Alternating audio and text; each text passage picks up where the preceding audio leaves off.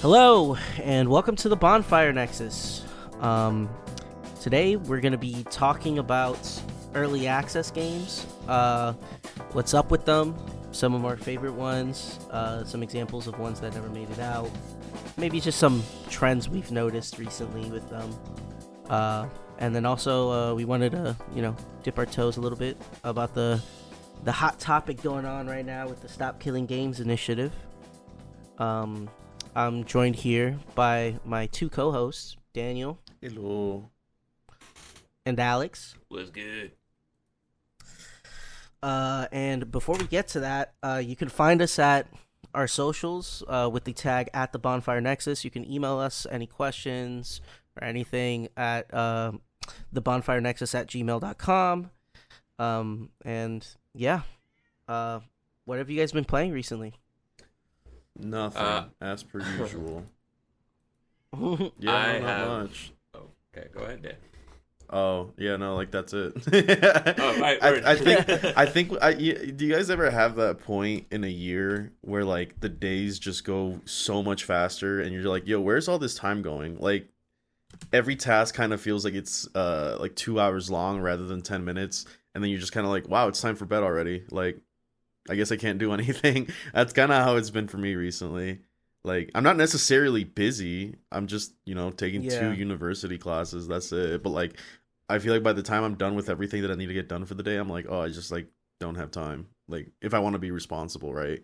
Like, yesterday, we stood up playing Arena on League for a lot longer than I should have. But Yeah. that's definitely, that's definitely the exception. So, no, I really haven't been doing much. So that's it. You've been touching plastic in person though, right? Not even, no. Like I skipped 40K last week. I went to try to play Kill Team yesterday, but there was no tables open. Trench Crusade campaign is done. That's it. Yeah. I mean, I guess I played Magic on Monday, but that's like it. So okay, enlighten me here. When you're like matchmaking in real life, right? For like Kill Team, do people just like sit there at the table and just like look around until somebody walks up? For Kill Team, so there's a Discord that people will try to set up matches, and I'm like, I don't know, I'm the exactly what you're saying, where I just kind of walk up and I'm like, yo, who wants to play a game, right? But that tends to not be the case so much with the Kill Team guys because they already have their games like pre-planned. And I noticed like just even for like big 40K, a lot of people will be like, yo, who wants to play a game on Thursday? And it's fucking Monday. And I'm like, holy shit, people are like really pre-planning these games. So yeah, I'm more of the show up and play kind of guy. So like when I go there and when I show up, usually I catch people like right near the tail end of games, and they're like, "Hey, do you want to play a game after this?" I'll be like, "Yeah, absolutely." But like yesterday, like I showed up, everyone was playing a game. I left to go grab some ramen, came back, and then everyone was like finishing up their game and getting ready to leave, and I was like, "Well, no Kill Team this week, I guess." You know what I mean? Yikes. So I mean, it is what it is. It's no big deal. But yeah, no. Like again, I feel like I've been just sleeping a lot. The weather here has been like so crazy where it's like raining all the time, and that gets you in that mood where you're just kind of like, I just want to like drink a coffee and go to sleep, which is very counterintuitive, but it works for me for some reason. Yeah. So yeah, not much. Okay. All right. Nothing wrong with that. Alex? I've been playing Peak. Ooh. Yeah. You been playing that, Mike? I've been trying to. My computer keeps crashing, so I'm planning on changing my processor motherboard soon. Our friend kind of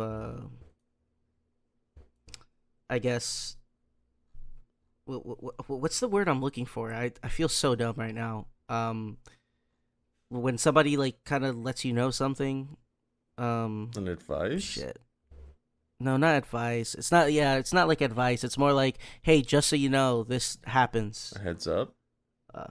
I guess, yeah. With like Intel 13th and 14th gen processors, sometimes they degrade. There's like an issue, and I think it was like if your chip was manufactured before like 2022 or something like that, or before late 2022, which mine was. I looked up when I purchased it and stuff. And apparently there was something in like the microcode of the chip that when it needs more juice from like the motherboard to use more like cores and stuff, I'm pretty sure it like accidentally takes more than it needs to, so it kind of essentially, and correct me if I'm wrong, I'm pretty sure this is what it is, but if anybody wants to correct me, I would love to learn exactly what's happening. But it basically kind of like mini overclocks it because it gets too much voltage, and then so it like kind of degrades over time because it keeps doing that. So I've learned mine is one of those chips, and I ran some tests and stuff and looked online, and yeah, it seems like that's the case. So my CPU currently is dying. Oh boy. So I've been crashing on a lot of games, including something as simple as Peak.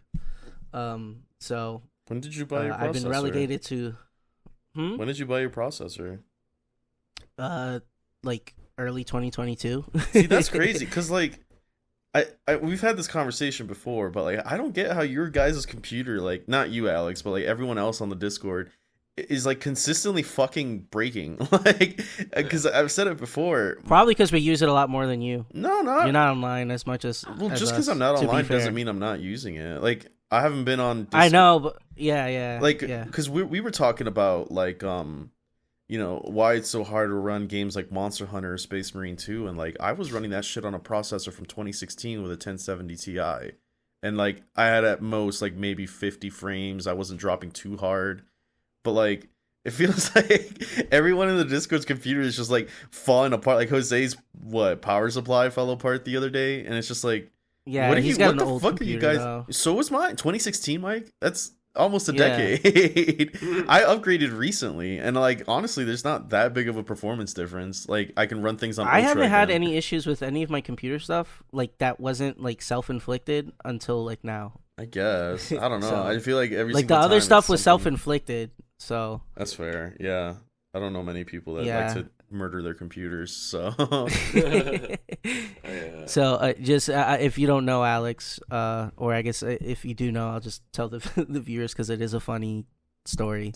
Like what I don't know how long ago. It might have been like I think it was like five-ish years ago. Was it 5? Was it?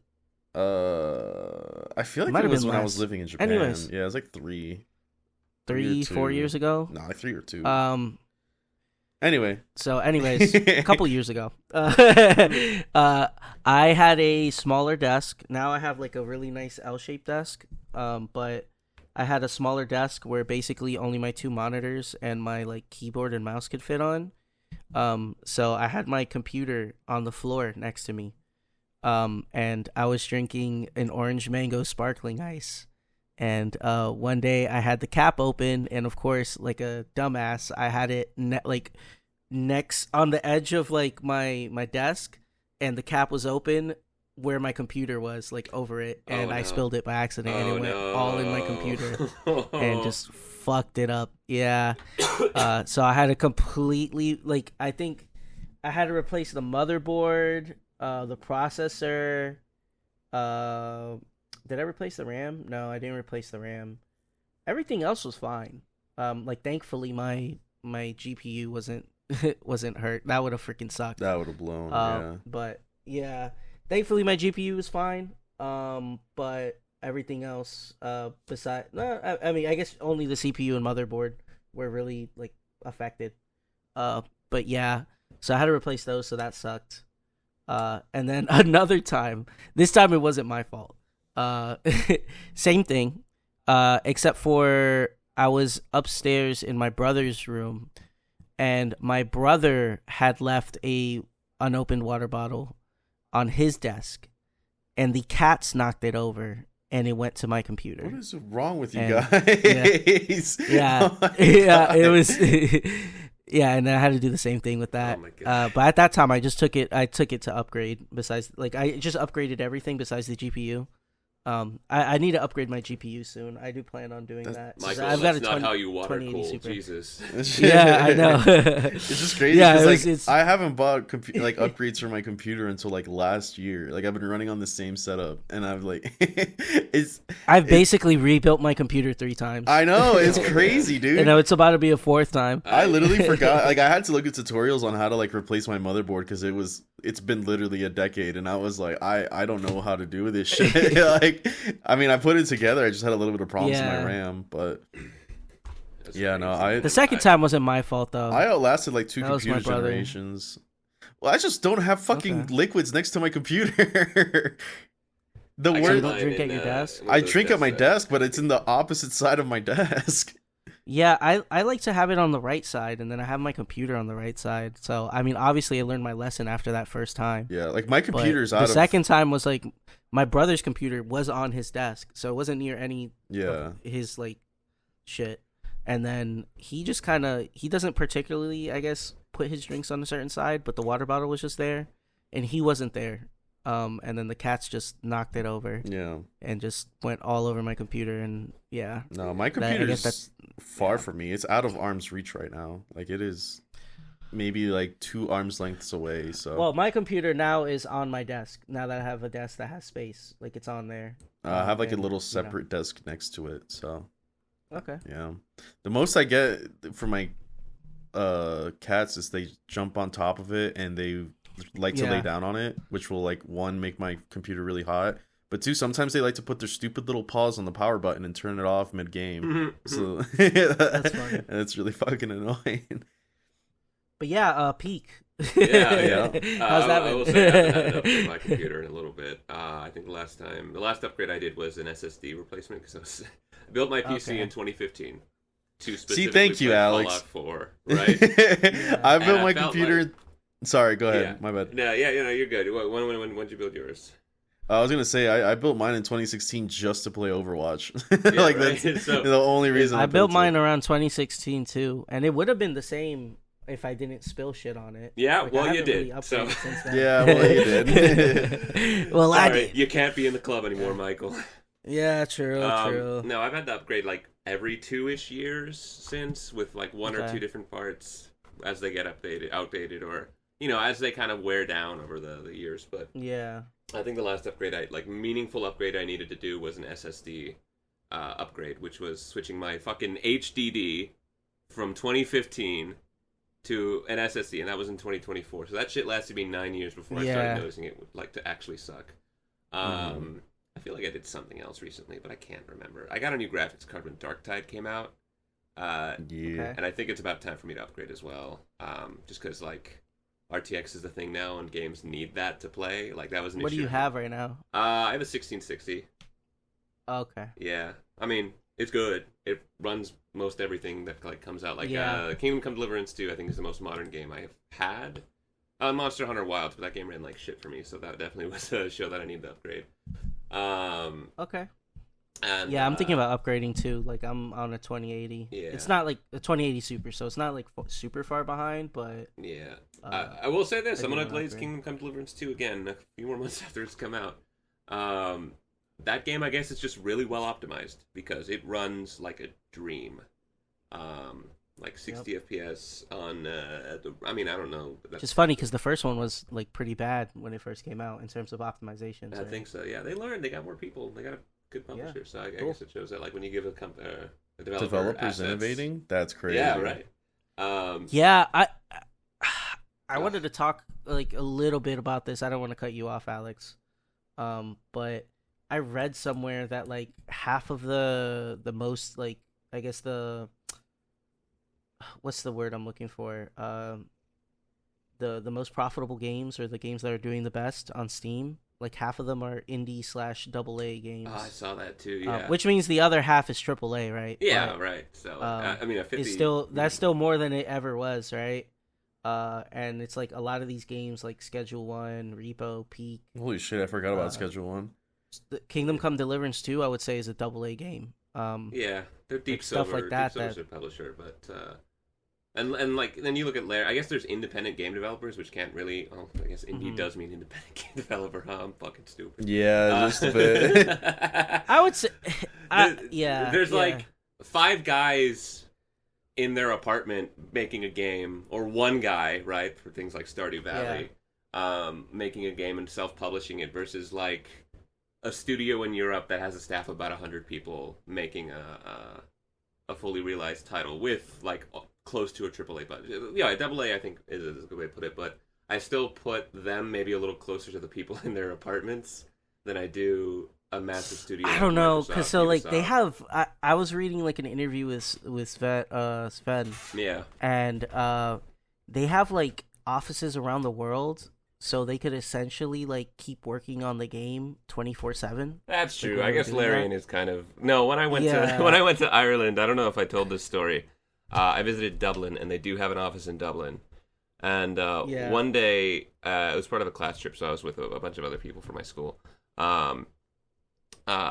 We were like, let's go get brunch. We're right next to the Guinness Storehouse, which is in like the city center-ish kind of area. There's 2 city centers, I would say, divided by a river. I hope no one Irish watches this and says I'm full of shit. So basically, my professor finds this like cool, I think it was like Brazilian Mediterranean fusion restaurant, and we go there for lunch, and then right next to it there is a little house that has a Baldur's Gate 3 poster in the window, and I see that, and then I'm like, doesn't Larian have a studio in Dublin? So I look it up, and it's like, yeah, it's 0.2 miles away. That's pretty cool. And then we get up, and it literally is the Larian office. Like the I missed the sign going in. So without even meaning to, I ended up visiting the Larian Dublin office, which was nice. No one was in there, I should say. It was probably closed. Yeah. For the season. It's apparently like a writer's retreat kind of office. So it's for like the storytelling team to go, because Ireland, I guess, is rich in like medieval history and everything, and most of their games, Divinity and Baldur's Gate, of course, take inspiration from the medieval period. So needless to say, that's a fun little tangent. But yeah, Larian's huge. I should maybe not undersell how successful they are, or how big their team is. But yeah, Peak, how you been enjoying that? Peak, fun game where you climb cliff with friends. Yeah, it's pretty cool. I really like it. I want to play it more. Yeah. It's just like, it's just so disheartening to like get to like the 3rd or 4th stage and then it crashes, and I can't really. Yeah, and it's just like cool. Awesome. Like it, and kind of get a little frustrated with it sometimes, just because like it's really fun to play with friends. I play with a group of 3 to 4. Yesterday I did finally like reach the last summit and beat it. And that was with one other person, and we did great, I think. Like up until the very end where she fell off a cliff. And left me to be the only survivor. But yeah, I think it's really cool that it is procedural generation, all the cliffs. Apparently it's not something where they're just like, oh, this is today's cliff. Yeah, it's a bit wonky, that game. I guess by design, and also not. Just some of the physics glitches are a little annoying. Putting down your backpack in the wrong spot sends it flying. And that pisses me the fuck off so much. And then like randomly ragdolling in some places. Yeah. Fucking sucks too. So I can appreciate that it is procedurally generated and that the devs kind of hand-pick the map based off of several procedural generations. At least that's how I understand it. The other day there were some fucking crazy like mountains, and we tried to go up them, and my god, they'd kicked our ass. But yeah, yesterday was pretty reasonable. We managed to get up there and complete it, and I like that. Like, there's different challenges you can do, and you get the cosmetics are the best part of it, I think. Where depending on what achievements you do, you get little scout badges that show up on your character, and then that comes with matching cosmetics. I love the character customization. Yeah. It's so good. It's even like pretty good, like right off the bat. There's just a lot you can do to make yourself look unique. So it is also, if you don't know, if any listeners don't know, it's something where it's proximity chat, which is hilarious. So mute yourself on Discord and like scream. You know, if you're falling, yell.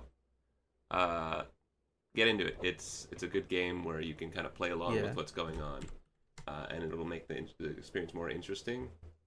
It does also get disheartening, for me at least, when I'm on like peak number 5, and then there just looks like no way forward without a specific item, and it's like, well, run's dead, GG.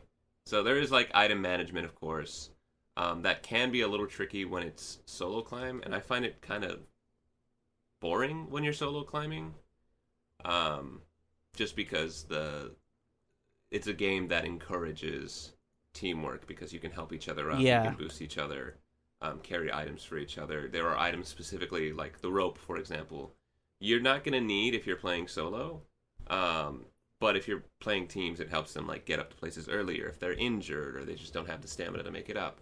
So I think for $8 that the game is at, it's perfect. One thing I also think is a big gold star to it is that it's not early access, at least on the store page. This is a full game, like it's done. They haven't really been adding content to it, to my understanding, beyond like localization and other post-launch features, and then bug fixes, which is nice because we're going to talk a little later about it. But games that like kind of sell at a similar price point, and then they're like, oh yeah, this is the early access release. Here's a really, really good concept for a game, but we're not done. There's plenty more coming. And then content updates just don't happen, or if they do, they're very sparse, and they don't really add much beyond like maybe a new map or one random new item. So I know we've talked about a few of those in the past. Schedule 1 comes to mind like immediately. At the same time, that is a solo dev. Yeah. So like, I can give them an ounce of understanding there when it's one guy. And also like, where is that one guy? Because I respect. Look, Dan, if you made a game, right, and you sold it for $10, and that game, like some fucking Twitch streamer picked it up, and it's like everyone's got to play this. He played it with his buddies, and they're all going, everyone's got to play this. And then now you have like 3 million sales over the course of 3 weeks, because your game exploded that much. Do you think? I mean, you made your money, right? You made more than you could ever expect to make. That's crazy, though. I mean, me personally, at least standing from my... I'll be like, guys, I'll work on the game 2 weeks after my vacation. Yeah, right? Yeah. Me and my ivory tower, man, I would be like, yeah, absolutely. I'd keep putting money into something like that. Why not? Unless that was just like a... I can understand if it was maybe like one of those things... I don't know if you guys have an example, but the example I'm going to draw is like, when I paint models, I always have one trash model that I can give a shit less about to try out like a paint scheme or something. And even if it's good, I'll throw it away. I'll just be like, fuck this thing, right? Because now I have my idea of like what I want to do good. And if that was like schedule 1 for him and he was like, yeah, this was kind of like a game that I fucked around and built and I didn't really expect it to blow up. It's not really something that I'm interested in pursuing. And then he turned around and made another game that was like his passion project. I could understand abandoning a game at that point. You know what I mean? But, like, at least he didn't make any promise to continue updates. At least I don't think. I don't know. I'm not too in track with... I'm a bit of an elitist when it comes to indie games, if I'm being completely honest. Yeah, no. So, with Schedule 1, I don't, so like, I don't really care. That's not the issue. I think they have promised to keep developing it. But, okay. I'm looking at the history from, like, when I played it, and it says last played was in April. And I don't think it's been a while. Any substantial They've added content. just small things. Yeah, like small patches, better save system, like bug fixes pretty much. He's working on the next big one right now because they did a community vote last month. And he's working on adding a rival cartel or rival cartels. So, over 440,000 people submitted a vote for that. So that means there's still people playing that game. It's a cool game. It just needs some more stuff. Yeah. But is that all you've been playing recently, Alex? I do want to talk about. I want to talk a little bit about actually a book I've been reading because we're doing a book club episode, guys. It's a book club episode. Pick a book, guys. We're talking about a book. No, but there's a movie coming out for it soon, and I think that's something we touched on before. Project Hail Mary. You guys heard of that? No. I don't read. No. Oh, is that the one with Ryan Gosling? Yep. The trailer just dropped like. I did not see the trailer, but I saw some talk about it. online. Yeah. So maybe you guys remember a movie back in like 2015, 2016 called The Martian, starred Matt Damon. Oh my god, Yeah. I love that movie. Yeah. Yeah. So that was written by the same guy who wrote Project Hail Mary, the book. So Yeah. I have been reading the Project Hail Mary book, and oh my fucking god, it's so good. For the same Nice. reason you guys probably like The Martian. And like the movie doesn't, I think, get too much into the science. There's a lot of love for it there, but you know they can't explain physics to an audience too much, right? Or it gets boring. Yeah. But Andy Weir, who's the author, he never is afraid to do that. I don't know how accurate he is because I'm not a physicist, astronaut, botanist, PhD holder. But like, it is something that makes science exciting on a literary sense, which is really interesting. And I think it's because the character it's like through their thoughts or their narration instead of like someone narrating what the character's doing, right? Yeah. So everything in the book, it's like, oh, this character, Ryland Grace, he's a astronaut. He's like, well, if I do this and this and this and this, that I can come to this solution. And then I did this today, and this happened.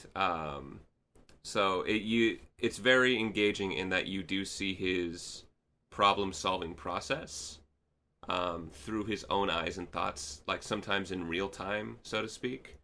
But I think one of my favorite parts about this, and the trailer does kind of spoil this, is the fact that he meets an alien.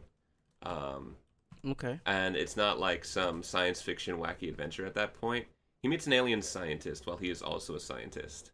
So they have to solve an issue together. And they build a like professional working relationship through species, and at the same time they have to figure out a way to effectively communicate with each other. So it's like watching very smart people solve a problem, and one of them's an alien. So there's a lot to love there, I think. So I really recommend it if you guys want to pick up a book, or just like movies. Project Hail Mary, I think, is going to be a really good one, and the book has already blown me away. I'm like, I want to say 2/3 of the way through it at this point. Yeah, I'm going to recommend that. What about you, Okay. Mike? You been up to anything crazy lately? Not really. I've been playing continuing the Trench Crusade campaign we got going on, which has been awesome. I got blasted yesterday and somehow kind of came on top a little bit. You didn't get blasted. You're such a fucking drama queen. I did, bro. You killed all my units besides my Praetor. Like, come on. I got blasted. I killed 2 of your units. Yeah. You didn't get blasted. So No, you did fine. Yeah, I did. I played the objective. You were playing the tactical but I made a game, lot of yeah. Yeah, but I made a lot of risky gambits, and I guess it came out okay. Yeah, like you but, would have won if you just held off. If that Hell Knight held off just a little bit longer. Yeah. But like, it just cost my whole army, you know. But what do you expect? You have like 5 models. Yeah. Anyways, so we've been playing that, weekly. That's been a lot of fun. I do wish we had a little bit of a bigger group, just for more variety of opponents, right? And then also, it is cool, like every week, like looking at that Excel sheet. I'm seeing the numbers grow. Yeah, seeing the numbers, and then I'm just like, fuck, I'm only like 6 behind Lily, stuff like that. And I'm like looking at my win-loss record. I'm like 1-1-1 right now. Mm-hmm. And then I'm like, I'm already thinking about like other people's like, war bands and stuff, and how to play against them next time, stuff like that. Yeah. Maybe what units would be good. It's really fun. I really like that game, and all the factions look cool. We were just talking about this. I think if we do another campaign, I'm probably going to try new Antioch solely because of that heavy-looking guy. He looks hella cool. The heavy mechanized, Yeah. So I want to definitely try another faction, as cool as the court is, and the court has been really cool. But yeah, that's been a blast. We've already talked about that like our last like 4 episodes. So good game. I'm not going to go too much. Yet in there. another 3-star pool triple S from your boy Dan. I don't know what to tell you. Yeah, I've been continuing. I've been playing Peak a little bit, as like I guess to the extent that I could. I've been playing actually. There's a couple things, and I won't like get too into either of them. Football Manager. That's one of them. But I do want to talk about this. Me and my friend Skylar have been playing through Dark Souls Remastered, because they have a seamless co-op mod that came out for that. So how they had the seamless co-op mod for Elden Ring, somebody made that for Dark Souls 1, for Dark Souls Remastered. So him and I have been playing through Dark Souls again, and that's been really cool so far. I love any excuse I get to like replay through Dark Souls. I will. This is probably like closer to my 10th, 12th time playing through Dark Souls 1 now. Like the From Software games, they're just so good, and Dark Souls in particular, because it's like kind of more streamlined compared to something like as gigantic as Elden Ring. You can just like do runs, and just pick it up, play it for a week or two, and just complete a run with a new character and stuff. And yeah, it's a lot of fun. Word. I do have a question about that, because I am completely uninitiated into like FromSoft style Dark Souls games, Elden Ring, and so on and so forth. Why don't they just do regular co-op? I know there's some weird thing where you have to find a specific item to summon a friend. Mm-hmm. And that also maybe invites people to attack your game or invade your game, I think it's called. Well, yeah. What's up with that? So the all those games are Miyazaki's brainchilds, or I don't know what's the word I'm looking for there, but I can't think of words. But they're all his making. Mm-hmm. He's like the mastermind. And I remember reading about this in particular. And there's a story Miyazaki told that he wanted to replicate in real life, or not real life, but in the game. So one time, he it was like, I think he said it was like snowing or something, and it was dark, and he was driving, and he got a flat tire, or something. Something happened to his car that he had to pull over to the side, and he couldn't see anything on Mm-hmm. couldn't see any help on the road, and then like through the horizon, he sees just barely the silhouette of a car, and it comes, stops, and helps, the guy helps him out, gets his car running, and then just, goes and disappears after he's good. So he said he wanted to kind of replicate that, of like kind of like a stranger, coming, helping you out when you're in need, and then like continuing onto the, their own life, their own thing, and you get to like continue your path with just a little nudge, like a little bit of help when you need it. Okay. So that's what he said he wanted to do, right? Which is a cool, novel idea, but then it is also very restrictive. And once you get once the guy or the person who made the Elden Ring seamless co-op mod, and like everybody played that and was like, whoa, okay. Like regular co-op is just so much better. It's like, yeah, they're swapping, or they should swap. And he did mention it, that they're looking into like, just making that like a feature in their future games once they saw how popular the mod is, which is cool, right? Yeah. They saw the community really liked it, and they're like, okay, maybe your stance on this is wrong. Maybe we should do that. And I think Night Rain is a little bit of indicative of that. I mean, it's a fully blown like co-op, like kind of a roguelike Elden Ring game, right? Yeah. So I think that's probably kind of like a testing bed on them trying to get that co-op working, and like testing out how they would be able to balance games around like 2 to 3 people. Uh-huh. So at least I hope that's partially what they're doing with that. That's probably not the full reason they made that game, but probably a good testing bed to test stuff like that out, right? But yeah, hopefully they do change it in future titles, because playing through Dark Souls 1 co-op is fun. It is easier because obviously the game's not made for full co-op like that. Yeah. But it is still fun being able to play through the game with somebody, and just have some fun. And yeah, it's a good excuse to revisit a game. I mean, the game that got me into From Software games. So I have a very strong love for Dark Souls 1. So getting to replay that again has been awesome. Yeah. So I've been doing that with Skylar. That's been a blast.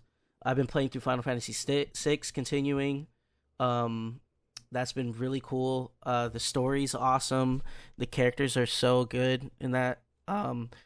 it's just like immediately I was so endeared to the characters immediately in that game, where I was just like, man, everybody here is so awesome. So that's been really cool. The story's been awesome. The combat system's been it's been okay. I mean, I'm spoiled in terms of Final Fantasy because I think Final Fantasy X probably, I mean, I can't say that when I haven't played all of them, but from what I've read online, I know Final Fantasy X is up there in terms of combat systems. And I really fuck with the Final Fantasy X combat system. It's awesome. And the Final Fantasy VI one's pretty good, but I do like the Final Fantasy X one more. But yeah, Final Fantasy VI has been great. I want to continue that, want to beat that. Played a little bit of Peak. Continuing to play Rematch. That's been really cool. That game's awesome. And then continuing to play Magic Online or Magic Arena. Playing a lot of Standard. I just built a like Una deck. Or I have that in paper, but then I also built it on Arena, and I've just been like fixing the deck list because they made some major bans recently for Standard. That really is shaking up the format, which personally I loved the bans that they made. And I like where Standard's at right now. We'll see how the meta shakes up once rotation happens, and then once people find a meta. I guess we'll see how that meta is. But it's just nice not dying turn 3 sometimes. So, or having like a clock turn 4. So it's nice to have a little bit of breathing space and being able to play. But the main game I've been playing, and the one I want to actually talk about a lot, because last time I think I mentioned it, but I haven't really spoke too much about it, is Football Manager 2024. Dude, and all the guys in their Discord laugh at me because they're just like, it's like a super nerdy soccer game. You look at the graphics, like for like the simulation when you simulate the game, it looks like it's a PS2 game, like in terms of graphics.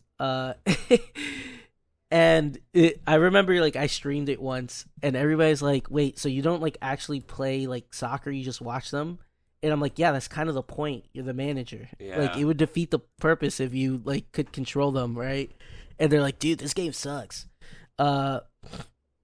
Anyways, the game's awesome. Wait, quick. I've always liked.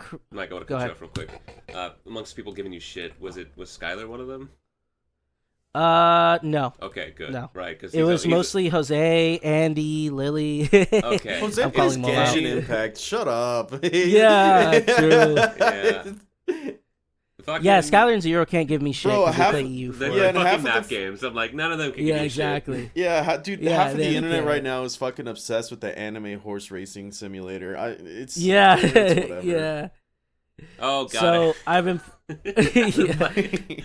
I saw like 2 pictures of that game. I'm like, what the fuck? Yeah, I played it a lot in it's Japan when I lived crazy. there before it got the global release, because I don't remember if it was specifically Uma Musamune, but they had like arcade cabinets of a game that was like a horse betting simulator. I don't know if it was the brand. I don't remember, because I played so many fucking Japanese arcade games there. But anyway, that's a side tangent. Yeah.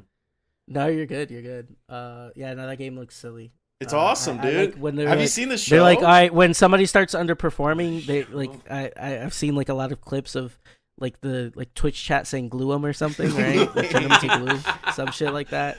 Terrible. Have you seen the show? Yeah.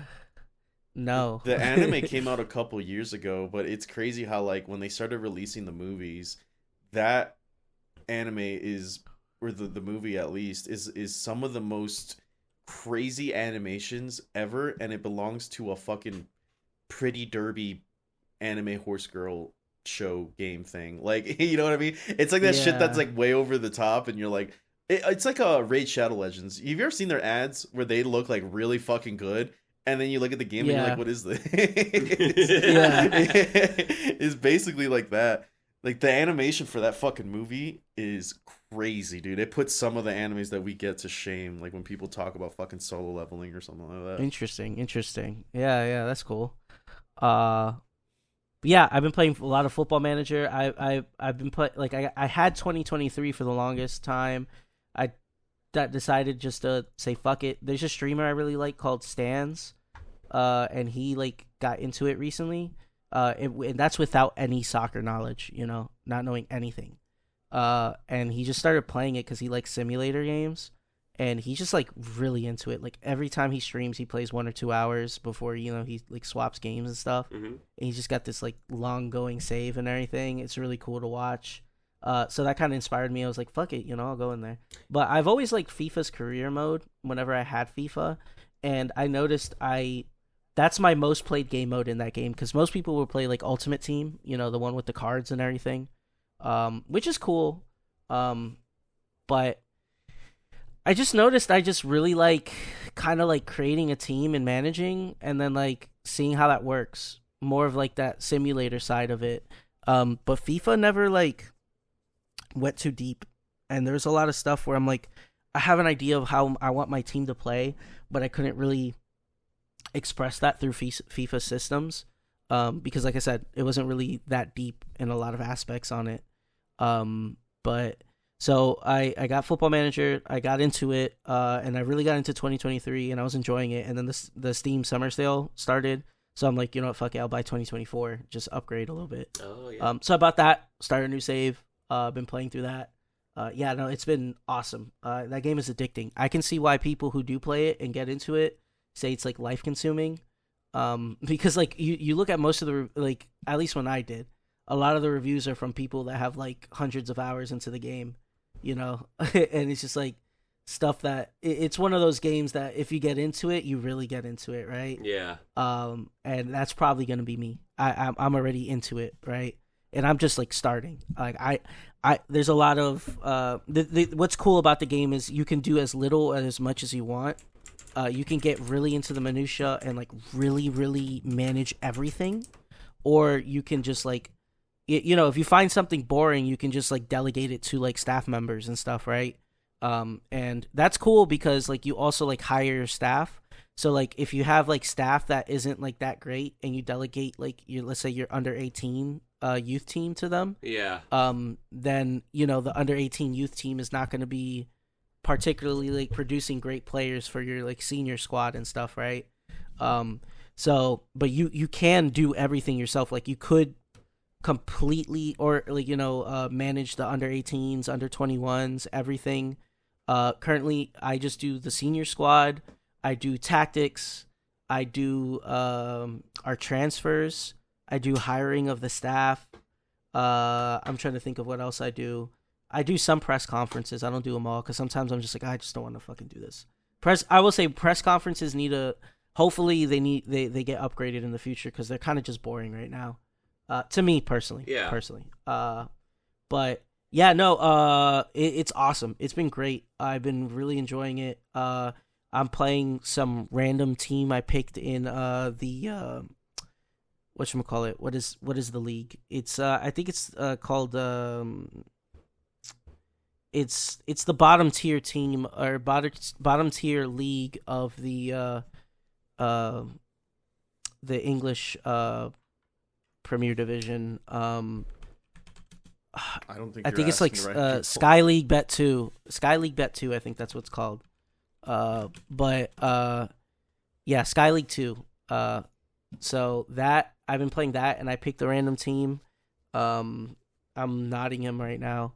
So yeah, it's been cool just playing with a bunch of shitter players, and the goal is to eventually so if you guys don't know, and for people who don't watch soccer, the thing about soccer that is so amazing is they have a relegation promotion system. So there's like this, basically think about like kind of ranks in like a video game. You have your top rank, which is the Premier League. That's the one that makes the most money, all the big teams are on.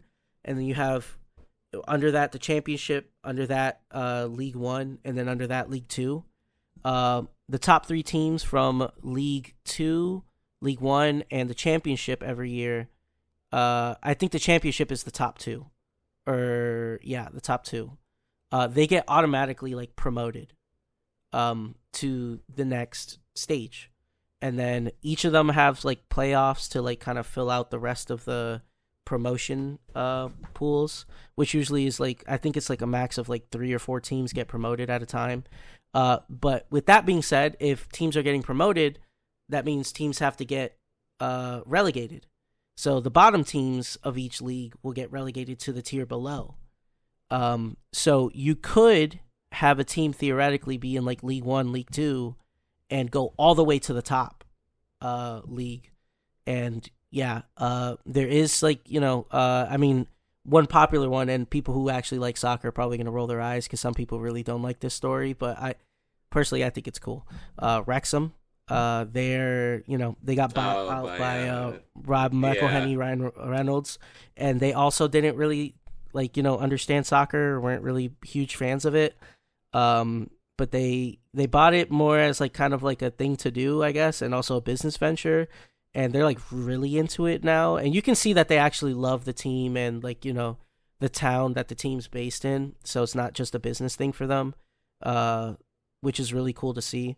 But that's a team that was like at the top for like a while, like the top leagues for like a long time, and then through mismanagement, misownership, it's fallen down to like the National League, I think it's called. So like, if you get relegated from League 2, you basically don't get paid from you're basically kind of like an amateur team. Yeah.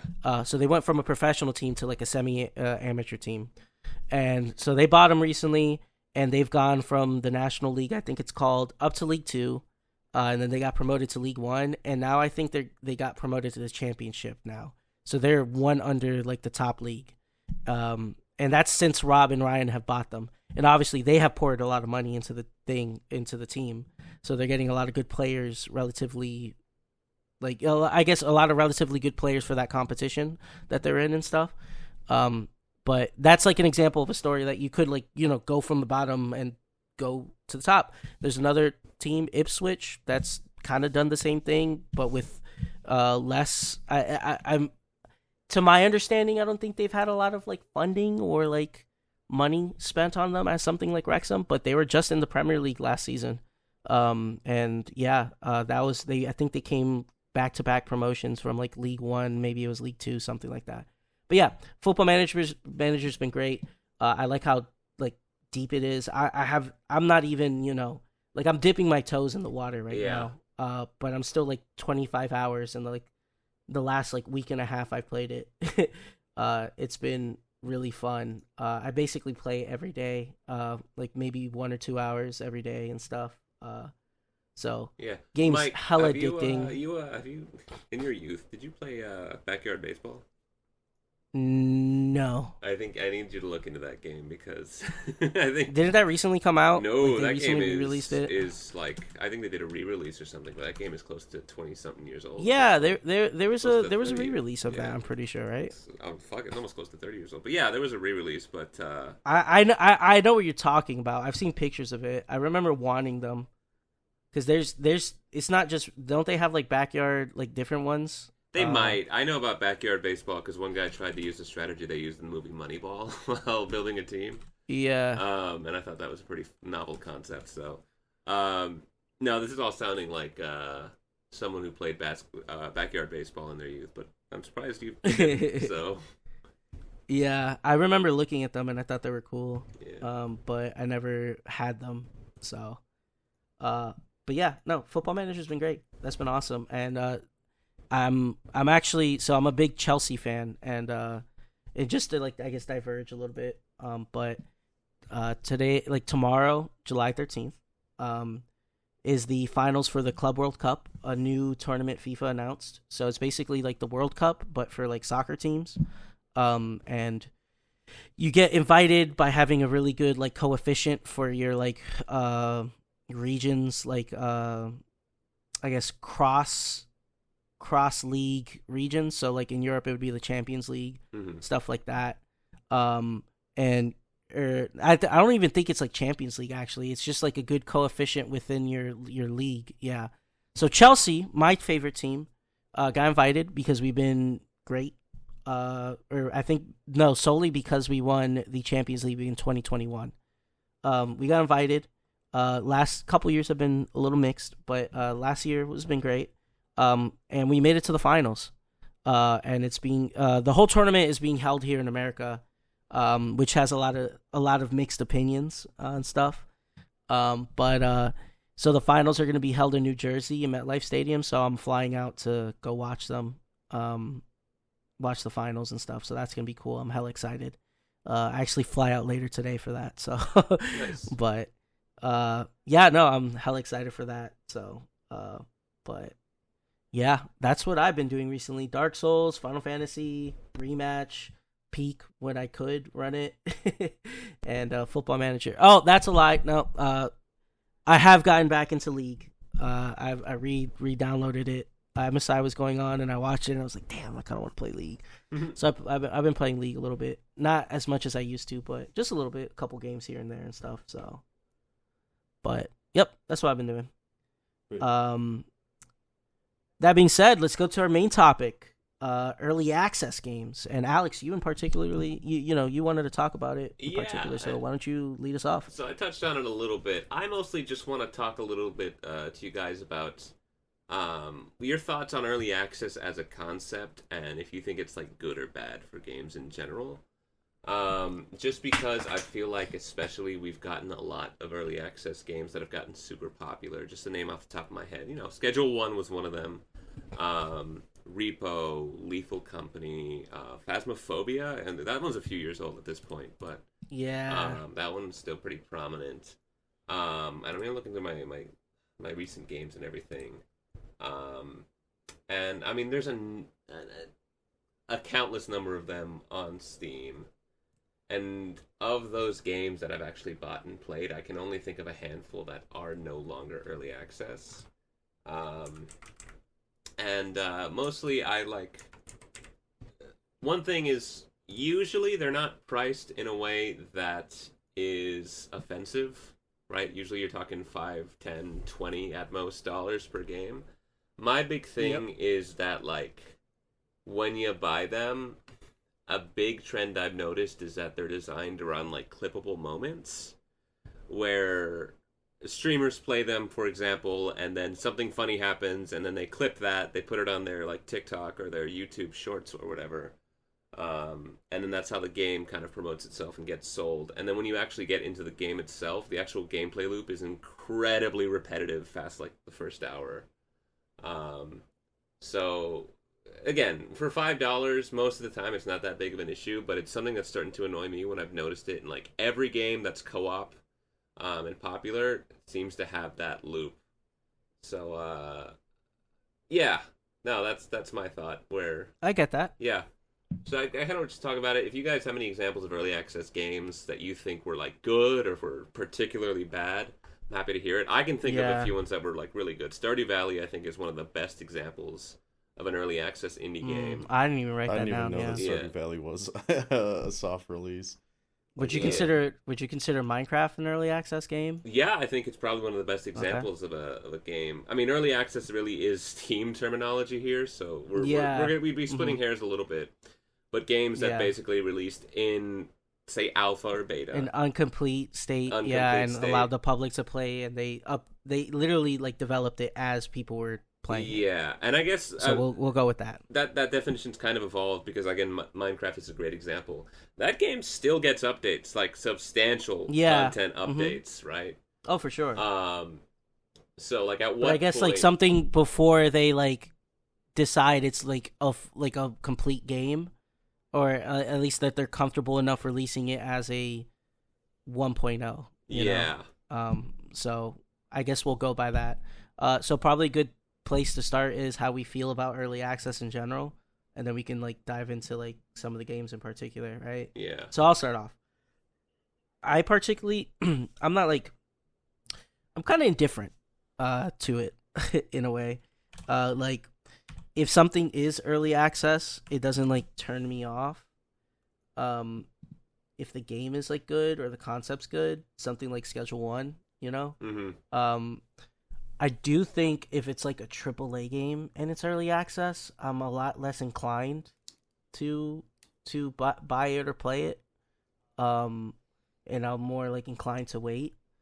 But like you said, if it's like a $5 or $10 game for some reason, like it's kind of like inoffensive, in a way. And then yeah, I guess there's not too many early access games I play that I can think of. I have a handful of ones I want to bring up later, but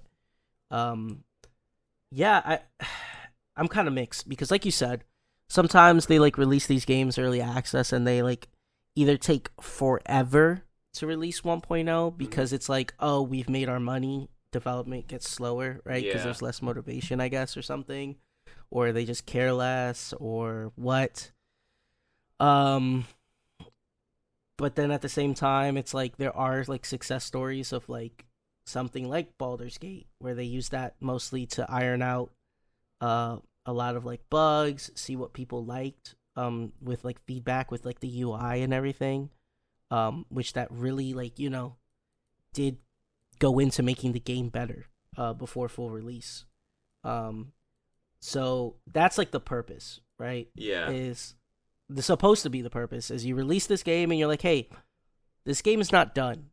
You can buy it now, play it. We're going to be adding content, developing it. Sometimes with early access, it's not the full game, right? They only let you play a certain part of it or something. And they're supposed to be developing it alongside and taking that valuable, like data from the players playing, because that stuff is valuable, especially when you're developing, in terms of like what players are doing, what they're not connecting with, in terms for design, but then also like technical things like, any bugs, if like, if it's an online game, if your netcode isn't working like how the players would like, stuff like that, where it's just like the express purpose is to make a better game and, go up to that 1.0 point. But like you said, a lot of the times it's not like that's not the case. Yeah. And there's a lot of I guess people get a bad taste from that. So like when they, there is a lot of negative connotation to early access now, right? Yeah. Like people roll their eyes when they're like, oh, like when somebody's like, oh, did you play this? And it's like, oh, another early access survival crafting game. Yeah. Oh my God. Yeah, exactly. And it doesn't mean the game is bad. I think Valheim is a great example Exactly. of a game I love that has been in early access for ages. There's just a shit ton of them. Yeah. And then they're like never finished. Or they end up never being finished, and they end up being kind of repetitive, some of them. So, yeah. But, Daniel, if you want to give your piece on your thoughts on early access. Yeah.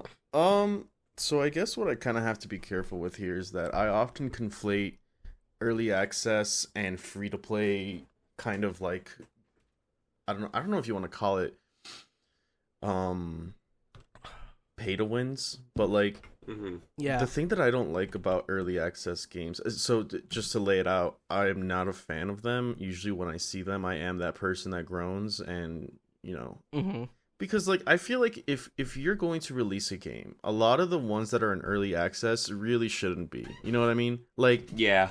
Like we're talking alpha, basically, not even at a place where the game is in a playable state for most of the time. So like, there's a game that came out as a playtest, and I think you can actually buy it right now. I'm checking as we talk, but yeah, you can. $24. It's called Trench Tales, and it looks really cool. It's very Trench Crusade-y, but it's like World War I, but with a little bit more like I don't know, dark aesthetic to it.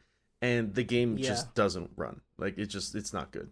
Like half the controls don't fucking work. I was barely able to make it out. There's like there's no audio. There's just this constant like ambient droning sound in the background. And it's like, listen, man, I really want to support this project, right? But you need to deliver something that is actually tangible. Because as of now, I don't want to spend $25 on something that I'm not even going to be sure my money's going to be moved towards the full release. You know what I mean? Yeah. Like I really don't like the idea of that. Same thing with like a lot of games. Again, trying not to conflate live service, but there was one game that we played that I really liked. I've been trying to find the name of it and I can't. But it was like a game where it's kind of like dogfighting, like with aircraft, but you're using dragons, right? And it was fun. You know which one I'm talking about. Yeah, that game was fun as fuck, right? but it just like got zero fucking updates. Like they gave you like shiny little dragon skins, right, which were cool, but like that's it. And there's another game that I'm looking at that I've been playing quite a bit in the past called Steel Hunters, which is kind of like Century Age of Ashes. Century, Century, yeah. And then there's Steel Hunters, which is a game that came out recently, free to play, I think. And again, it's a game that looks pretty as fuck. It's kind of like a squad based Apex Legends, but without like 20 people. I think it's only like 5 teams of 2. And it looks cool, but like it's one of those games where you log in and you can kind of already tell that like they're just trying to grab your money, because it's like daily bonus, here's the store, you know what I mean? And the game that I'm most worried about now, I haven't played it yet, but I know that I've been following it pretty closely, is Mecha Break.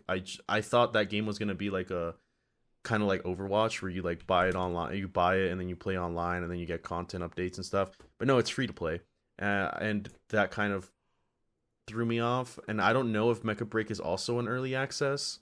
I'm assuming they're full release, but that's what I'm trying to say. I'm not trying to conflate the two as much as I feel like they both kind of share the same traits, don't they? Of like a lot of early access games are a little bit, I think, too brazen asking your money for a product that isn't finished in a very almost predatory way. And I think that's what makes me not like them, is because I would like to think that I'm supporting the developers, but more often than not, I've seen that just turned into more skin release, more content release that isn't like actually building the game, but rather just trying to like say, here's this product that we're totally going to deliver on, but it's a half-baked product, and it's just a store, basically. It's a store with a mini game installed. Yeah, holding you to the promise of it. Yeah. But then like, you know. Yeah, and then it just fucking closes. Like, I don't know.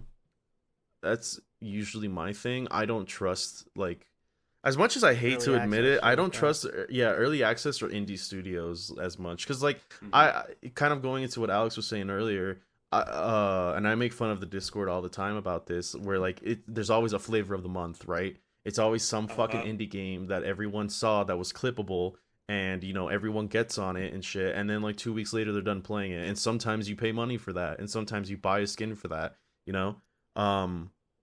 I'm not saying that Marvel Rivals is one of them, but like when I first bought Marvel Rivals, I saw clips. I immediately bought the Penny skin because it looked cool as fuck, and I haven't played that game since, right? And while Marvel Rivals is a finished product, I'm not going to put that label on them. What I am trying to say is that there's a lot of people that do the same thing that I did with Marvel Rivals, but with some shit indie game that's never going to get published.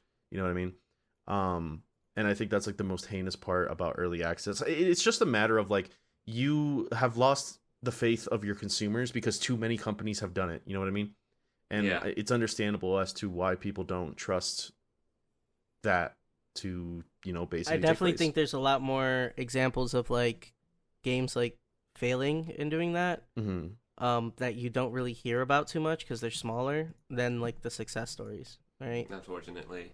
Yeah, I mean, like if we're gonna talk about success stories, I'll save it for later. But I know a couple. I mean, like you guys mentioned Minecraft. I didn't even know Minecraft was early released to be early access. They released alpha and beta. The game has always been the same to me. Technically alpha beta, but it's early.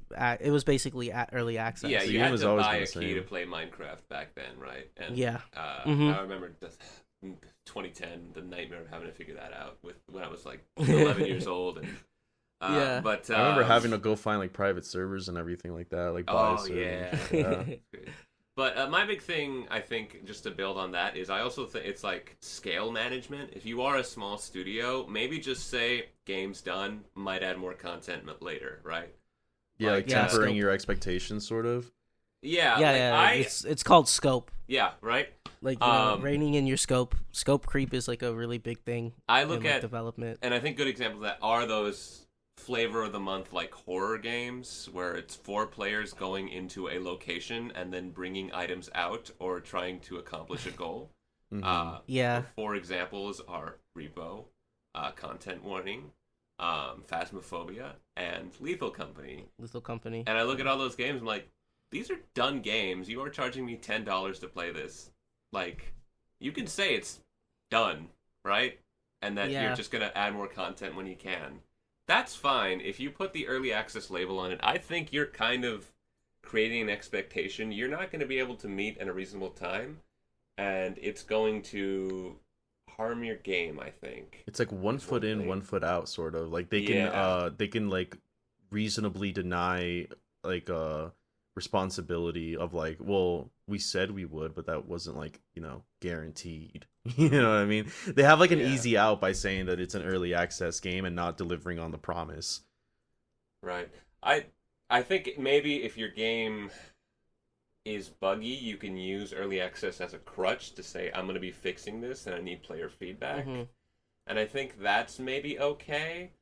I also think we maybe need demos to come back, guys. Like, do you remember those days? The thing, I do want demos too. Yeah. I was a demo disc guy as a kid, like when PlayStation had those demo discs, and they just had a bunch of games there you could just try out and everything.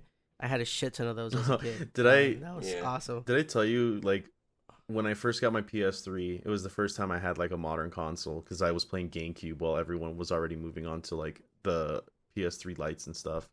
But my parents bought us a PS3, but they didn't buy us any games because the games were too expensive. So me and my brother just played the Resident Evil 5 demo like back to back to back because that thing was fucking... Yeah, that demo was good. Exactly. Yeah. It's just a funny story about demos. But no, to give a little bit of leeway Maybe to we should have a demo episode talking about that, though. To give a little leeway to the guy that made Trench Tales. He's a solo developer, so I'll give him that. And he did release a playtest before he released the full game. So... kudos to him. There is a playtest that you can actually play the game and, give feedback to the developer. It's just kind of weird to, like, release a playtest alongside the actual quote-unquote early access game. And it's like, well, is it done or not? There's a playtest, but there's a playable early access that you have to buy. I don't know. It's weird. Yeah. But yeah, I think we should bring demos back. Yeah. Demos are fucking cool. They were a great selling point for fucking games. Like, I mean, hell, it can be. I think the thing is that it can be either really good for your game or fucking terrible for your game. Yeah. Because, like, imagine if Anthem came out with a demo, nobody would have bought that game. But I think that's the thing, though, is that, like, something like... That's why people use early access as a crutch, because they're just like, you buy our game with the impression that it is a demo. You know what I mean? Like, so you can't really hold anything against us. Well, the thing is, the demos are free, right? You're not paying for that. That's what I'm saying. Like, if you pay for like No Man's, like you're saying, like if you pay for it, you're like, oh, this is gonna get better. I like the concept, but they're gonna fix it, right? Mm-hmm. The thing with demos is like it's supposed to be indicative of the final product. Yeah. And you get it for free, you try it, and then you're like, oh, I don't like this, so you're not gonna buy it. Yeah. But then, early access, you're like, oh man, maybe if they fix it, But they already got your money by the time you start having that thought. Yeah. That's the thing. Like, by the time I got, like, I don't know, what's a game? Let's say Forever Winter. Because that game is early access. By the time I bought Forever Winter and I was like, I don't like this game. What am I gonna do? Go back? Like, I've already put fucking 3-5 hours into it, right? By the point that you were like, yeah, I probably don't like this game. That's kind of what I'm saying. Like, if there was a Forever Winter demo and somebody could play it and they'd be like, this isn't my game, that's it. You know what I mean? But like with an early access thing that doesn't have a demo available, you already take the money from people. Like, that's the thing that I don't like about it. That's why I say it's 1 foot in, 1 foot out. Because you can have a half-assed product like a demo and still get money out of it. And then you're just like, cool, we got it. You know what I mean? You've already done your job. Like, as far as you know, a sale is a sale. Take the money and go. And I think that's a big fear when people are, like, looking at early access these days. Mm-hmm. Like, I saw reviews for an early access game. I think it was Starship Troopers, the one that came out right before Helldivers 2. Yeah. And then... Helldivers 2 came out, and they're like, yeah, this is what this game should have been. And apparently it's a big issue where that developer, like, abandons games. I need to look into it, because apparently I looked at their games catalog, and for the most part, they're released games. Like, they're not early access anymore. Mm-hmm. But if there's a feeling that your consumers have been abandoned after you took their money, then absolutely. I wanna highlight something that I love about demos, right? It's the fucking Christmas effect, or maybe the drug dealer effect, because you give me a hit before... Exactly, yeah. To get me hooked, and then I go get it later because I want more. Guys, I'm going to take you back to your childhood, all right? You're playing on your PlayStations, you're playing on your Xboxes, right? You go to the marketplace, you find a game you like, and you see the demo, you download it. I'm gonna use the example of Just Cause 2 because I fucking loved Just Cause 2. I played the fuck out of that 30-minute demo where they give you like 4 miles of area to explore and like 2 missions. Yeah. And I played it over and over again. And then it was Christmas, and I'm like, Just Cause 2, top of my fucking Christmas list. All right. Yeah. Now, granted, I'm a grown-ass man now, and I can buy my own games. But, you know, I feel like that effect is maybe under-recognized as, like, if you let me play your game and it's good, even if I can't buy it right now, I'm going to buy it later. And I got to wonder if that's maybe a shift in industry, like, priorities, where it's no longer about, like, the longevity of a game. Maybe it's more about just, like, how much money can we make on the first 2 weeks of sales. So I don't know, but I gotta tell you, there's 100 games I think that I would have loved to have maybe tried out a little bit first before spending money on. I'm not super offended by the $5 games. I just want them to say the game is out and you can expect semi-regular content updates, or do something where you have like a beta, and I mean, a beta can do just as much for promoting your game as it does for like bug testing.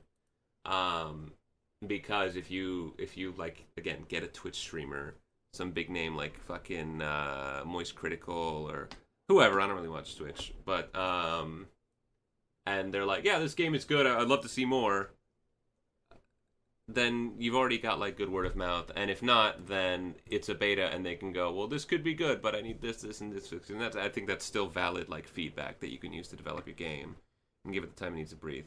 I'm with Dan in that I do sympathize with like one developer teams, which is why I don't want to give games like Schedule 1 too much shit. And I also want to go, well, if you have this many people who have bought your game and this much money in your pocket, why aren't you making a bigger team with this, right? Especially since this is now going to be an actively developed game. And maybe they just don't have the skills for that or something, or like the ability to manage a team. But there's very few circumstances I've seen in recent years where it has been one guy who has been actively able to deliver a complete product from early access. And I think my biggest example, and one of my favorite games, is Stardew Valley, where that guy was releasing like content updates monthly or so, and then he kept going. And I mean, he fucking ConcernedApe is crazy. I've talked about him before, but he is the kind of developer who, if you go, hey, my save corrupted because of the content patch, or this happened and my save corrupted, he felt bad enough that he would like get their saves and fix it himself. It's like a famous story about him. So that's cool. Yeah, I want indie developers to be more confident in their product as a standalone product, especially if they're going to charge it low. Like, you guys can say your game is done, and that you want to deliver more content. So that's my whole thing about early access. And then naturally, if they're monetizing it before it's a stable game, fuck you. Like, actually, I haven't really encountered it too much, although I think there is one pretty big example, guys. Do we know which one? Do we want to guess? Wait, for what? For an early access game that has monetized the fuck out of their platform and is still kind of in early release. Are we talking about Star Citizen? We're talking about Star Citizen. Yeah. Oh my god.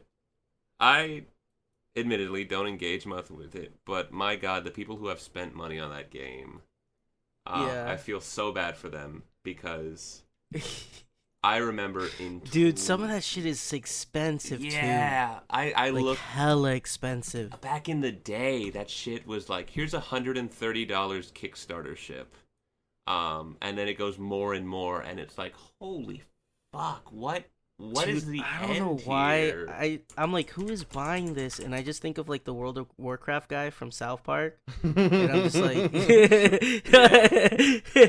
like, you know, like the promise of like, because you can buy like these crazy ships, right, and shit, and it's like the promise of, oh, you're gonna be an elite, you know, like fucking, I guess, citizen in this world and shit, like you're gonna be above everybody else when you pledge this much money and shit, you know, like promising you like you're gonna be some higher up, and you're gonna be above people and shit. And then that game's been like in development for how long? Like, oh, man, let's look it up real quick. Star Citizen development timeline. Oh man. One thing I didn't know until a few years ago was that Star Citizen is a sequel to Wing Commander, which is, I think, pretty cool. But yeah. So 2011 is when the concepting was first started, and then it was announced in 2012. Yikes. So they did have like pledges already lined up, and this was going to be crowdfunded pretty much from the beginning. But it was Kickstarter. They had a month to do things back then. So the first Kickstarter campaign ended in November, right? Of that same year, of 2012, after it was announced in October. So I'm just looking at this general timeline that's kind of on like a wiki, but it's just been going on and on and on, and I think it's only in alpha. So this is definitely a game where scope has kind of overtaken any sort of realistic expectation of reasonable delivery. I mean, I remember when a trailer dropped that had Mark fucking Hamill in it for some Squadron 42 like solo mode or story mode. And I think they dropped that, right? I need to double check that, but I don't think that's their like priority anymore. And I wonder it's because that should be a game on its own. Yeah. So that's crazy. Yeah, no, that game. I'm looking at it. I think when it was like playable, like you could like play it. It's like 2017 or something, and we're in 2025 now. Yeah. So 8 years there. Yeah, that game. Pretty notorious. And I think I remember reading that they made so much money from it too. Like, it's crazy. Okay. So I double checked just to make sure I wasn't talking out my ass. So Squadron 42 is supposed to be a standalone spin-off, which is good. It should be. But I want you guys to like listen to this cast because it's insane. Like, they had to have paid so much money to get these guys. Gary Oldman. Yep. Mark Hamill. Mark Strong. Okay. Mike, you're gonna like this one. John Rhys Davies, fucking Gimli. Okay. Yeah. Liam Cunningham, who's Davos Seaworth in Game of Thrones. Yep. Gillian Anderson. That's the first name I don't know. Yeah, Gillian Anderson. She's a good actress. Fucking Andy Serkis. That's funny. Jack Hudson, Sophie Wu, Ben Mendelsohn, Ian Duncan, and then everyone's favorite, Mr. Henry Cavill himself.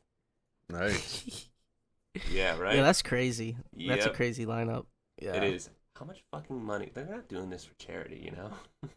Yeah. Right? Like, these people are going to want millions per So that one's a pretty bad one. Yeah. The other one I can think of that I think probably went pretty poorly too was DayZ.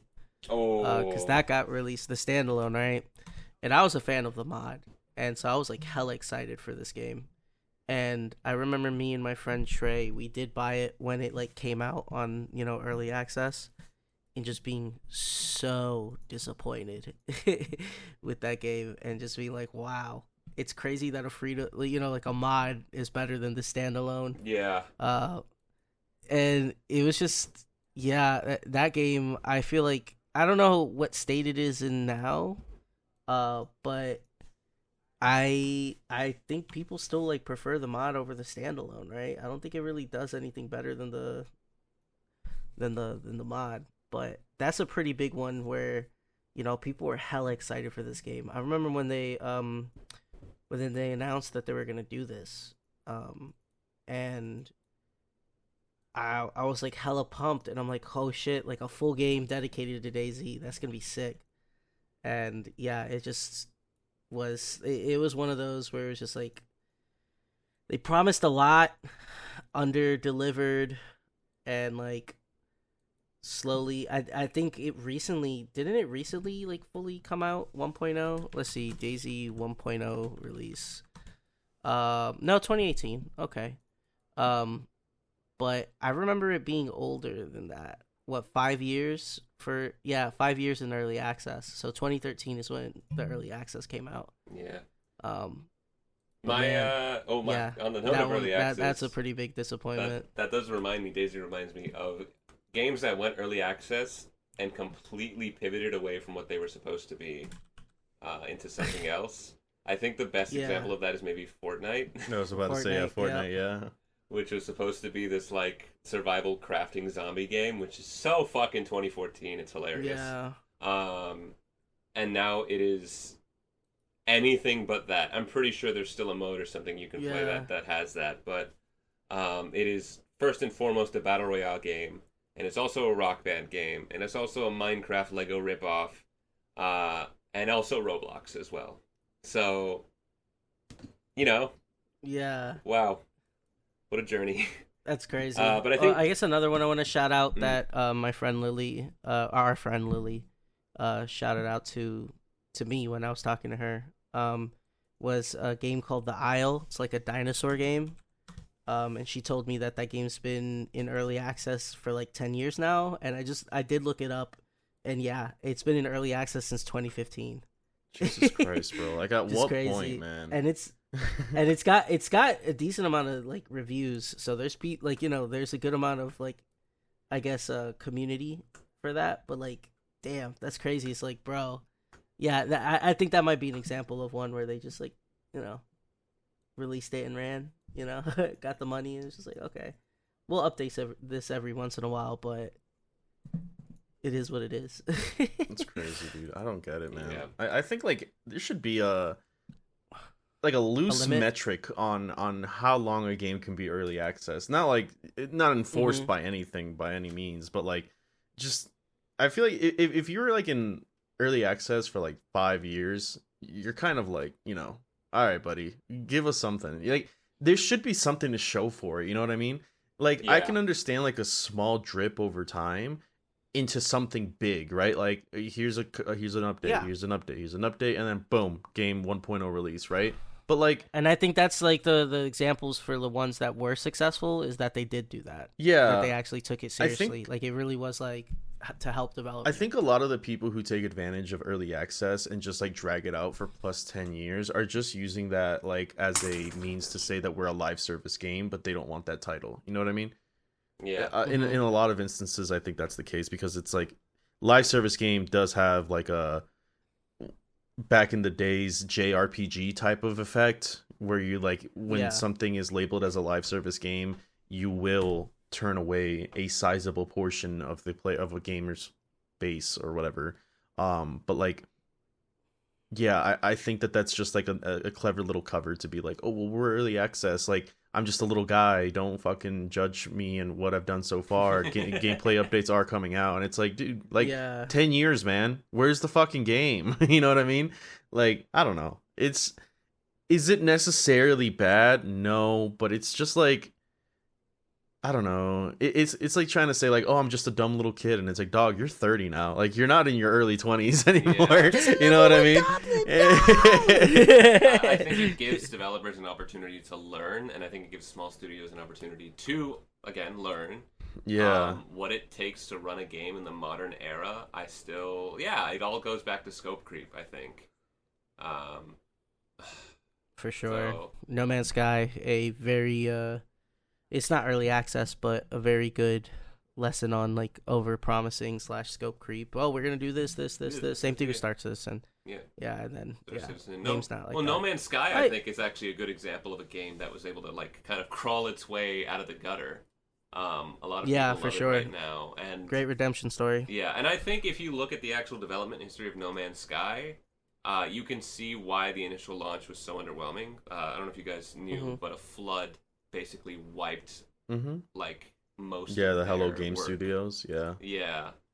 That's crazy. So they were like months away from release and lost a lot of their work, which fucking sucks. But now I think it's a very competent game that people love. I think it's very funny that they and Elite Dangerous and I guess to an extent EVE Online have delivered what Star Citizen has promised to do. Maybe not to the same scope, but you can fucking play those games without needing a NASA supercomputer for the most part. So, It's yeah, man.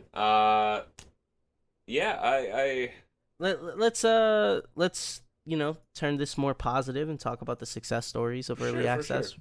Already talked about Stardew, Minecraft. I think those are great examples. I do think there are games that are good examples of like active development, even if it's slow. Valheim, I'll go back to them. They have genuinely been able to keep releasing content. I don't want to say it's a regular window. They usually release something seasonal around the holidays. But I'd say it's once a year they release a completely new biome with completely new features. It's been a little bit slower since then, but there's still like, good stuff there, and it's still a fun game. It's not quite complete, you can tell. Yeah. Sorry, what game did you say? Valheim. Valheim, yeah. It's a survival crafting game, right? I gotta go back and play that. Yeah. No, I did like it when it came out. We get a my like Discord friend group kind of gets a once in a year kick to play it. Yeah. So I think the combat is good, and it's very fun to explore in that game and to survive and fight. And then the building system is also pretty entertaining, and you can make some pretty cool builds with it. It's my only issue is how slow the content comes out. It does kill interest pretty quickly, and I think that's a challenge at some place. But overall, like, good game. And that'd be my example. And then, of course, Baldur's Gate 3, I think, is the perfect example of, like, it's probably the biggest one. Yeah, the biggest one outside of Minecraft, right?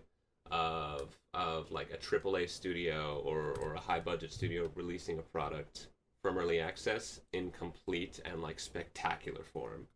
Because I don't think anyone at this point can argue that Baldur's Gate 3 is poorly made or anything of that nature. So, yeah, I'll just highlight those games. I think they did amazing from the early access window. Man, you got any, Dan? I don't. I know Forever Winter's one. That's the only one I'm probably going to now. talk about. Yeah, that one's currently in early access. Early access, but you're enjoying it, right? Yeah, so I was going to say, because there was right? a small controversy with the game, right? The game always has bad reviews. No. Well, that, but I kind of like the water system personally. Could you see it as predatory? Maybe. But it's not really predatory because it's just saying, like, it's just like a hard wipe, like Escape from Tarkov or DayZ would have if you died. But except it only happened if you stopped playing the game, right? And I know a lot of people were getting upset about that. It's not really an issue anymore because they got rid of it. But like, I feel like if you don't play a game for like 60 days, then like, you're probably not touching that game again. And if you do lose everything, this game isn't so brutal that to where like losing everything is unrecoverable. You know what I mean? Like, the game is to run around and fucking collect things. Yes, you can get stronger guns, but you're not supposed to be shooting your guns all the time. That's like the point of the game. Either way, the game is in early access, and what happened was, I think 2 months ago, they released a skin pack called the Nosebleed skin pack, and it was $10 and you get 3 skins, which in my opinion is very generous. Especially the fact that just $10, right? And the developers were pretty open with saying like, yo, you don't have to buy this. Like, it's just if you want to support the game even more. They even do like, what I really like about this game, and it's one of the few early access games that I keep talking about, is that every single month, without fail, to my knowledge, they've released some sort of content update, right? Like, they released a new map last month, which was fucking incredible. It's called Babel. It's killer soundtrack. The month before that, they released a new enemy called the Opal and some Juggernaut dude. And then before that was the skin pack. But they also released a new map on top of that with all these bug fixes and all these features being added, like grenades and turret building and stuff. And it's like every single month something comes new. And then they were like, yo, here's a skin pack, right? And then people were saying, well, that's kind of fucked. Why are you working on a skin pack when the game is in early access, right? But this is the time where I would say, unlike other games, this is where I don't mind it, because since I started playing the game, I want to say in October of last year, every single month has had an update. And for them to just kind of be like, yo, we're going to still give you an update, but here's this optional skin pack if this is something you guys are interested in to continue to to support us 100%. You know what I mean? Like I don't feel like I've had any sort of they've had any sort of ill will with their player base. When one, they took the biggest part of their game, which was the water system, and changed it to allow more people to feel, I guess, welcome coming into the game and not restricted. And while also providing us new maps almost every other month. Like, that's kind of crazy. The example I made last time was it took Darktide almost, a year and a half to add the smoke bomb enemy that was already an enemy in Vermintide. Meanwhile, this game has added a new enemy almost every month. You know what I mean? Like, it's actually kind of phenomenal how hard these guys are working. And this is an instance of where I'm like, yeah, I will follow this. You know what I mean? And I don't mind dropping money for them, whereas like the Trenchtail game, it looks cool, don't get me wrong, but I don't feel comfortable dropping $25 on a game like that, where, you know, Forever Winter is $29, and I can see a history of them continuously supporting the game. And the thing is, the game came out not even early access. Like, the game was basically an alpha when it came out. It was buggy as shit, but you could see a concept there, you know what I mean? Like, it wasn't completely unplayable. There was something to it. And it didn't feel like slop. Like, it was poorly optimized, sure. To some regard, it still is. But at least I could play it. Whereas in Trenchtail, I barely made it outside of the fucking bunker you start in. Without having some problem of, like, not being able to move my camera and having to strafe sideways. Yeah, the reason I praise that game so much, Forever Winter, is because not only is the aesthetic cool and the soundtrack is cool and the gameplay, the crazy part is the gameplay's not even really for me. Like, I don't really like the idea of just running around, pick things up, and then leave. Like, it's not engaging enough for games that I typically like to play, like Armored Core or Monster Hunter, where I'm like always, you know, on the edge of my seat.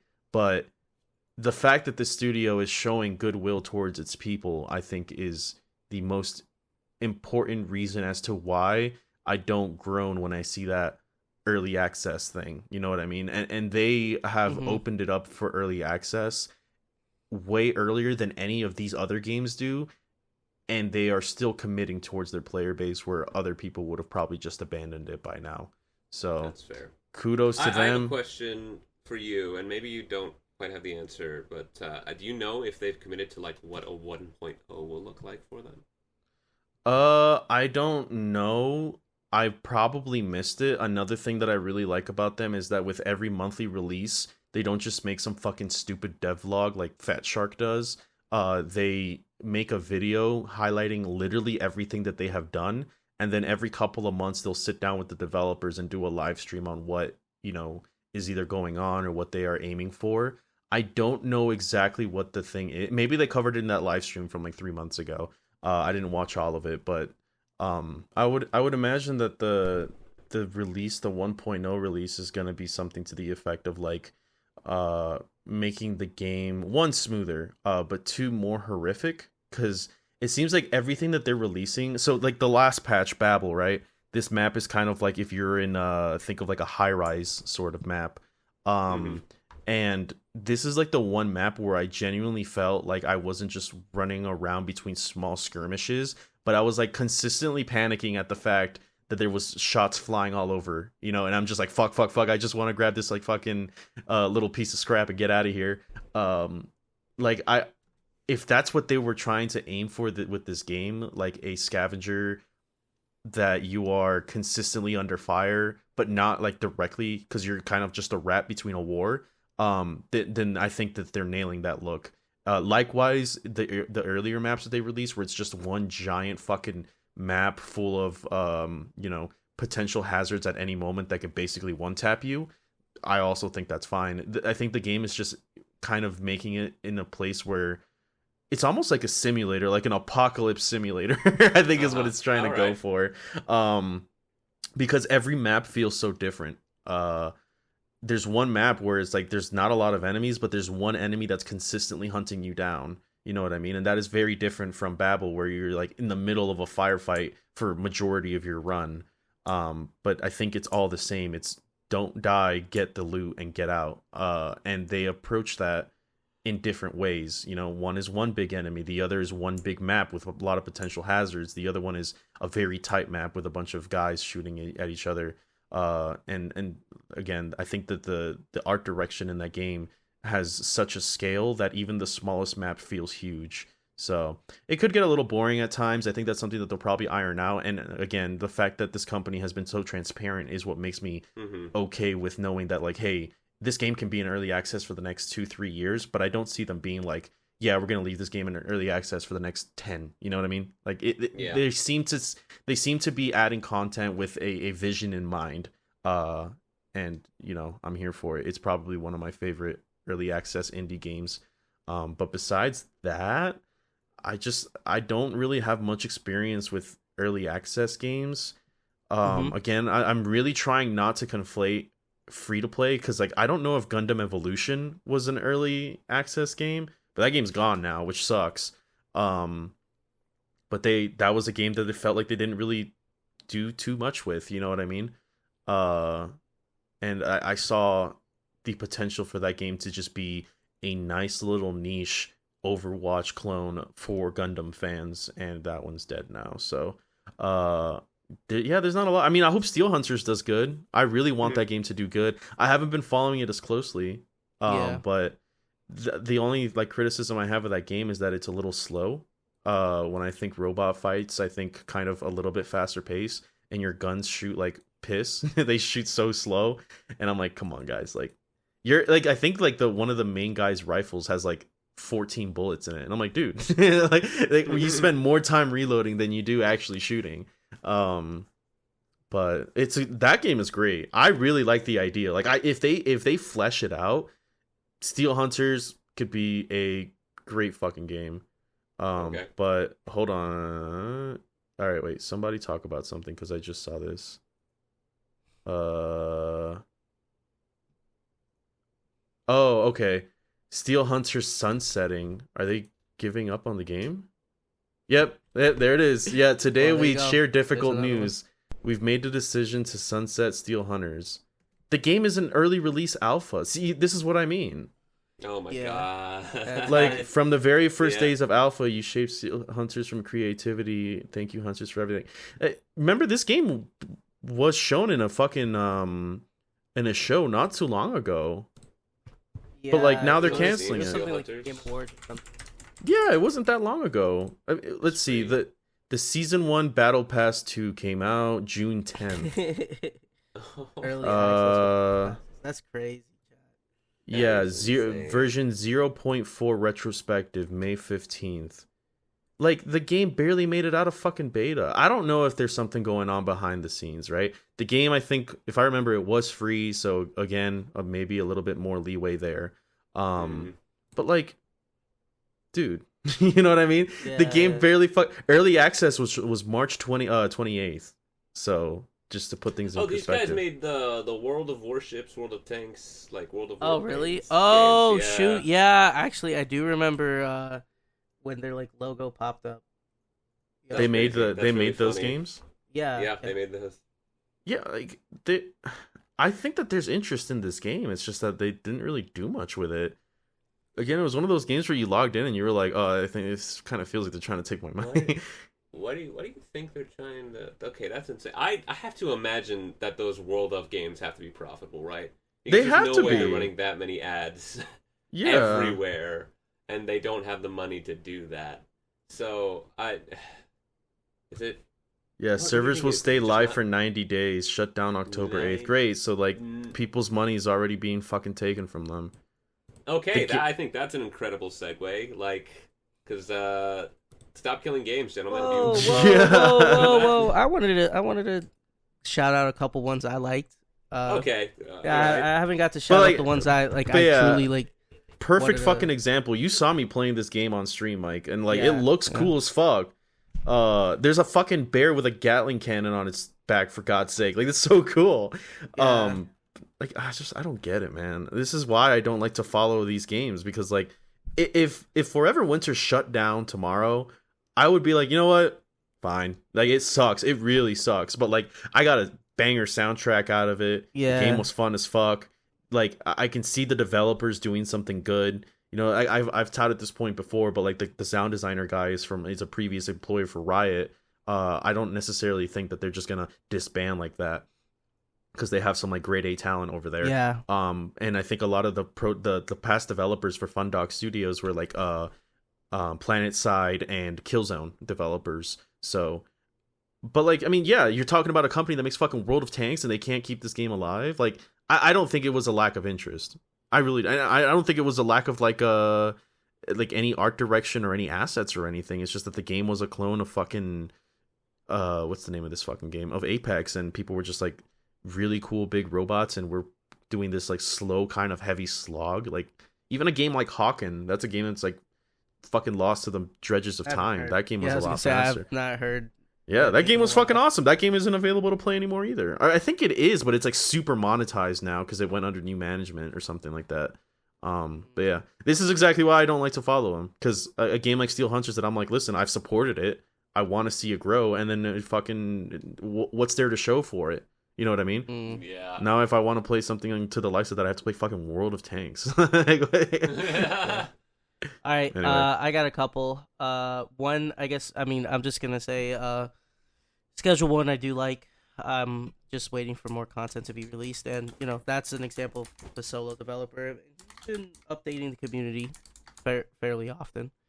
But two of the games that were early access, I'll start with the one that you guys might have played, but it's the more popular one, Hades. That was early access. Okay. Yeah, and that game is fire. I haven't played Hades 2 yet. I'm just gonna wait for the full release on that. But that also is currently in early access. But Hades is incredible. And that is a game that they actively, worked on and actively, took feedback, made the game better. And I think the full release shows that. That game is, like, when I played it, and I mean, still when I do go back and play it, it continues to blow my mind how much there is. Like, because you think roguelike, you think, okay, after a while, it's gonna kind of dive back and it's gonna be kind of the same thing. I think to this day, maybe I haven't played it as much as I should, but like, there's still like every time I do a run, completely unique dialogue for the most part. Like, yeah, sometimes like they'll do like a quick little quip, and sometimes that can repeat, but like it's insane to me how much there is in that. And that game is extremely fun, awesome. I feel like I don't have to say much about that because a lot of people know about Hades and it's got its praise. And like, I think it was nominated for Game of the Year, I'm pretty sure, when it came out. So that game is sick. So love Hades. That's definitely one I wanted to shout out. Definitely a good success story, of early access. The second one is one that recently got released. That I love this game. And it is a survival crafting game. Fucking Abiotic Factor. That game is so fucking good. I got it when it was in early access, and they've been consistently releasing it. It hasn't been in early access that long, I'm pretty sure. I think it might have been just like a year, one or 2 years, something like that. But they would consistently do like hot fixes. They had like time, or I guess like, hey, each quarter they basically would have like a major release, and they would have the roadmap, and it's like, hey, this is what's gonna be coming up, in the following year. And yeah, they delivered on it. I don't think they pushed anything back. I could be wrong on that, but they just consistently delivered on all of their promises, and they have such a cool game there. And 1.0 just came out recently. And yeah, no, that game's incredibly awesome and addictive. I do want to go back and like play the stuff I haven't got to play since I last played it, because they have added like a couple major updates and everything. So that game's just sick. Highly recommend it. It's very different from other like survival crafting games. I'm pretty sure like the lead like designer isn't a fan of like survival crafting games, and I guess he wanted to make one that like fixed a lot of the issues that survival crafting games have. And I think that's why Abiotic feels so different and fresh, is that it does do a lot of different things from like your normal survival crafting game. I mean, just the setting You're in this like kind of overrun you know giant underground research facility where like these like paranormal like I guess creatures kind of like escaped, and there's like a lot of like you're like kind of in between of like these monsters and like military coming in and trying to contain it, and you're just like a like a research scientist in there, and you're just trying to like survive and stuff, which is really cool. And there's like you're basically like taking apart like chairs, desks for materials to make what you need to make, and your guys are making like like eventually you get to the point where you can make like portals and stuff, and it's hella cool. That game's awesome, and it's kind of got like this Half-Life 1 like vibe to it in terms of visuals and everything. It's really funny. Yeah, game's great. Also genuinely scary sometimes. Cool. I love it. So I just remembered a game. One that I didn't consider it because it's one of those games that is so polished that, I mean, maybe not during the early access, but now. Darkest Dungeon 2 was an early access game. Oh, okay. So, I didn't know that. Yeah, good point. Yeah, it was an early access October 2021 and a full release 2023 of May. So 2 years basically, a little less than 2 years. And that I think is a game I've already talked about it enough, but I think with the fact that Darkest Dungeon 1 was already so goddamn successful, there was a kind of like no way it would have failed. Yeah. But like they did kind of change up the formula a lot from DD1 to DD2. Mm-hmm. So, maybe that's what warranted an early access. Also, am I remembering this right? The people that made Hades made Bastion and Transistor, right? Or is that like a different Supergiant Games is their name, right? Let me check. I'm pretty sure that they are. They have like a very, very similar art style. Transistor, yeah, and Bastion. Fire, Transistor, Bastion. Yep. Exactly yeah. Right. Yeah. I like those are one of the games that like even though they're in early access, I'm like, oh, they're gonna do fine. Like you know what I mean? Just like Darkest Dungeon. I was like, it's gonna be alright. But I think that's a good that's a good indicator of just like actually using early access for what it's intended to do, which is like either survey a new playstyle, like something like Darkest Dungeon, or an already existing playstyle, like because Bastion and Transistor and Hades are like that top-down kind of RPG action games. They all have the same kind of like base skeleton, but what they do different is what makes them stand out. And I think in the case of like those games, the reason that a game like Hades would go into early access is because it's trying to limit test something that has never been done before in those past two games where they didn't have the luxury of using early access to develop, right? And I think that's the correct way to use it, as opposed to putting a game in like early access hell. You know what I mean? So kudos to them. Too.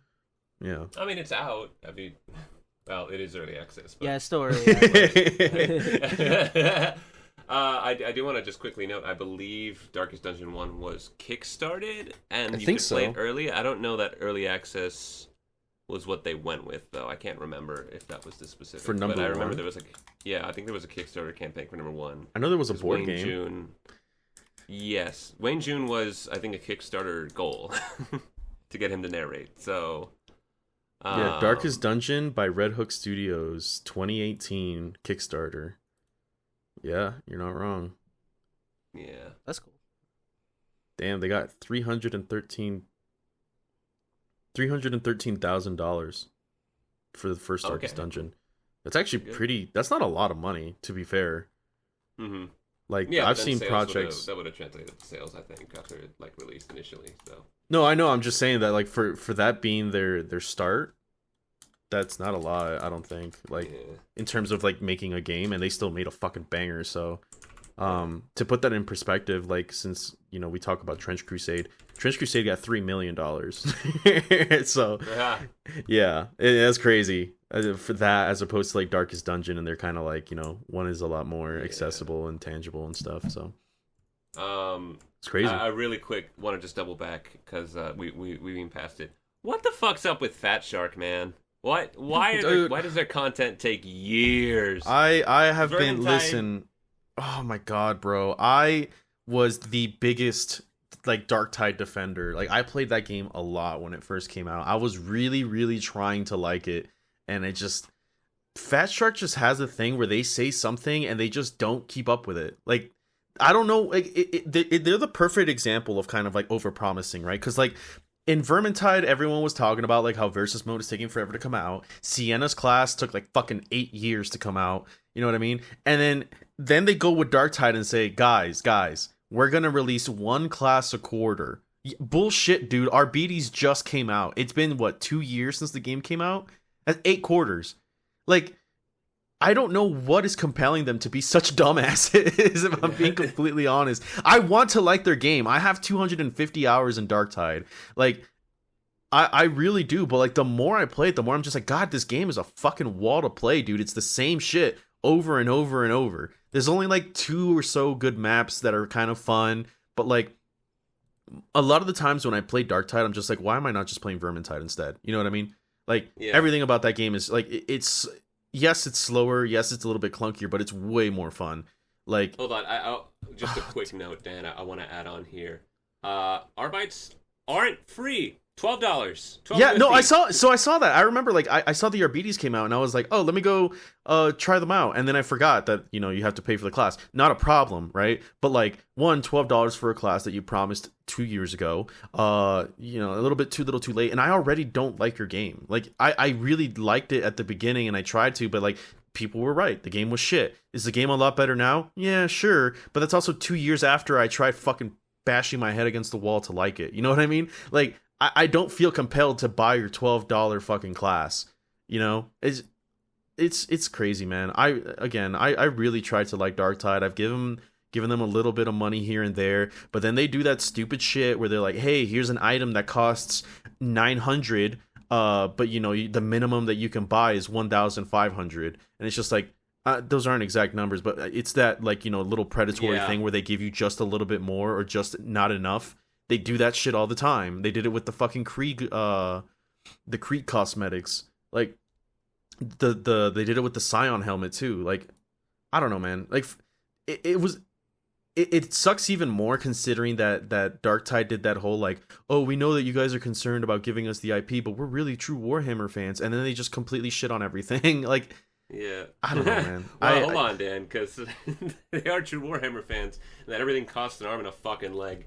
Even after you've bought the base, so that's my one joke. But no, Darktide's still $40, and you're making me pay all of this for a fucking a class, right? Yeah, so it's almost a quarter of the price of the game for a fucking Arbites class that was promised so long ago. I paid I think $50 for Helldivers 2, and you can get just about all of that content for free if you play enough. Yeah. So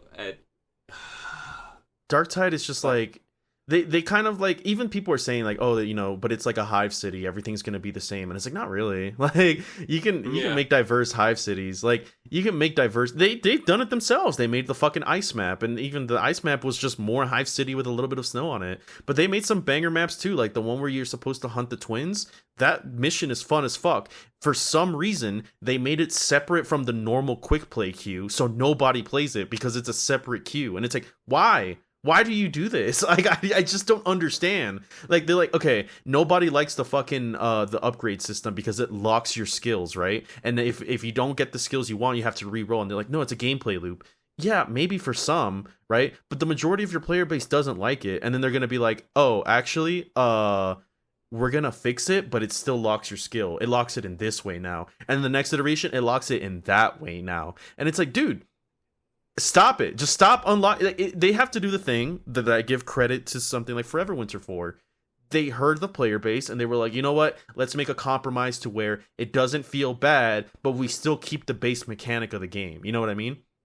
Darktide just fucking refuses to move. I don't know why they do that. And it is like, at first you can chalk it up to some people being like crybabies about it, but it is such a prevalent controversy with what people don't enjoy from your game. Why would you not fix it at that point? This isn't just a couple of fucking people, you know, soy jacking in a fucking Reddit post. Like, they're genuinely, this has been a criticism since the game was out, and they keep addressing it, but not enough to fix it. I don't get it. Dude, it makes me so fucking mad. Like, yeah, I want to like this game. The like spiritual successors or genre successors of Left 4 Dead, which is so accessible, like so easy to pick up and play. right? And they add a meta game level to this with the like going on the ship, upgrading your gear and all that, and cosmetics. Yeah, and that part just fucking sucks. Like when last like episode, yeah. Last episode when I was talking about like a horde mode that is actually a horde mode and not just like a fucking survival of 5 rounds. Darktide is that. Like the Mortis Trials is just sit there for 5 rounds, survive this, and then you win. It's like that's not really a horde mode, is it? So I know like last podcast I talked about Space Marine 2's siege mode, right? So I played it and it is 5 rounds, and if you beat it, I presume that you beat it. But I say presume because I've never gotten to fucking stage 4. That thing is genuinely so fucking difficult. And I love it. Like, yes, it's kind of bullshit when there's 3 Hellbrutes and like 17 Terminators and you just get stun locked to death and die. Yes, that's a little bit annoying. But the fact being that like it's actually a challenging horde mode and not one that, Darktide's like, oh, here's hard mode Mortis Trials and you beat it in your first run and you're like, all right, that's it. I guess I just never play this again. But with like Space Marine 2, I'm consistently trying to break into stage 4. You know what I mean? I'm like, I can make it. I know I can. It's a pain in the ass. Yes, Terminator Hellfire rocket spam fucking sucks, but like we're gonna get there. And I know I ended up enjoying it. I actually really, really like it. But a lot of people said this for Darktide to succeed, you just need to make Vermintide with Warhammer 40k skin over it, and they fucked that up somehow. And they're the ones that created Vermintide. Like, I don't know, man. It's so stupid. If this game had launched with the versus mode, I think it would have maybe been way better received. But it's just like nobody told them to make these expectations, and they did it anyway. And then just like they had a history of not fulfilling. You know what I mean? Like, yeah, it's like the whole No Man's Sky thing. But if there was a game before that was No Man's Sky, you know what I mean? So they're like, oh, we're making No Man's Sky 2, and we're gonna make all these promises, and everyone's like, aren't those the ones you made last time? They're like, yeah, no, trust me, it's totally fucking real this time. And then it's not real again, and it's like, whoop the fucking do, who would have guessed? You know what I mean? Yeah, I don't know. My final favorite example with Darktide is the fact that the trailer featured a Chaos Spawn, and it took them like 6 months to fucking add that into the game after launch. So like, stupid. Come on, man. And they make it like the biggest fucking deal ever. Like when they added again the gas grenade guy, they were like, "Oh my god, new enemy, guys!" And I'm just like, "Yeah, Forever went through the studio of like fucking 15 people. They've already added like 5 different enemies that look 10 times cooler, and one that didn't exist in your prior games. Like, dude, you're not getting fucking pats in the back for this, dude. You know what I mean? Yeah. Like, it's how much is Forever Winter right now? I'm just gonna check that real quick. It's 29, I think. It's $30 compared to Darktide's 40. Yeah. I don't know, man. It's so frustrating because it's a game that I want to love. You know what I mean? Like I really want to like it. Everything there it's there to be a good game, and they just continue like to not do the thing that they should be doing. Like the game has a lot of content since it came out, right? Like there's like 15 new maps. The problem is that like the maps all feel exactly the same, and it's like, you know what? At this point, just make a new class. I would much rather you cut those maps down to like a quarter of what you're making, but actually make them good, right? And then make a class with those resources, because you're clearly just shitting out, unmotivated map after unmotivated map. Like that's all you're doing. Yeah. And then you're like, guys, don't trust me. We got this new variant of the Ogryn shovel. Who the fuck cares, man? Like, make a Skitarii class or something. Make something cool. You know what I mean? But they're like, no, this shovel has a different attack pattern. It's God damn it, dude. It makes me so mad because I want it to be good. That's it. I don't want to hate the game. The half-baked narrative elements of like level up and you get a mini cutscene that is completely irrelevant to anything you're doing, and you don't really get any reward for unlocking it. And I think that's kind of like a greater thing. I know that Darktide isn't like an early access game. This is just a side tangent, but like to kind of loop it back in, a lot of the criticisms that I have for early access games is not the fact that they're like, that they should just die because they're early access. Like I want games to succeed. Controversial opinion, you know what I mean? But like that is the truth. Like I don't want the games. Like I didn't want Steel Hunters to fail. You know what I mean? But I can't be expected to have this like I guess expectation, right? And nobody should have this expectation of like, oh well, the game's gonna die if you don't support it. It's like, well, what the fuck, man? There's 80 games coming out a month and they're all early access. Am I supposed to support fucking all of them? You know what I mean? Like at some point you just have to release a good product. Like I'm not going to give you like a half-baked fish and then like at a restaurant and be like, sorry man, you have to cook the rest of it. You know what I mean? Like what the fuck? Like at some point you have to deliver something. You know what I mean? Like, and it can't be expected to be like, oh, well, Forever Winter's asking $24 here, and Trench Hill's asking $25 here, and I don't know, Steel Hunters is actually now asking for $30 here on top of their cosmetic skin pack too, and the store that has more fucking animations than the enemies do in the game. That they're asking for your support there, and you should support them because you should support small game studios. I get it. I want them to succeed, but at the same time, I can't be expected to fucking kickstart literally every single game, and every gamer shouldn't be expected to do that either, and then not get something out of it time and time and time and time again, right? That's the issue here. That I don't want these games to fail, but if you want your game to succeed, the developer should also want them to succeed enough to see it through. You know what I mean? Like, that's the issue. Yeah. That's why people have such a bad fucking feeling about early access games.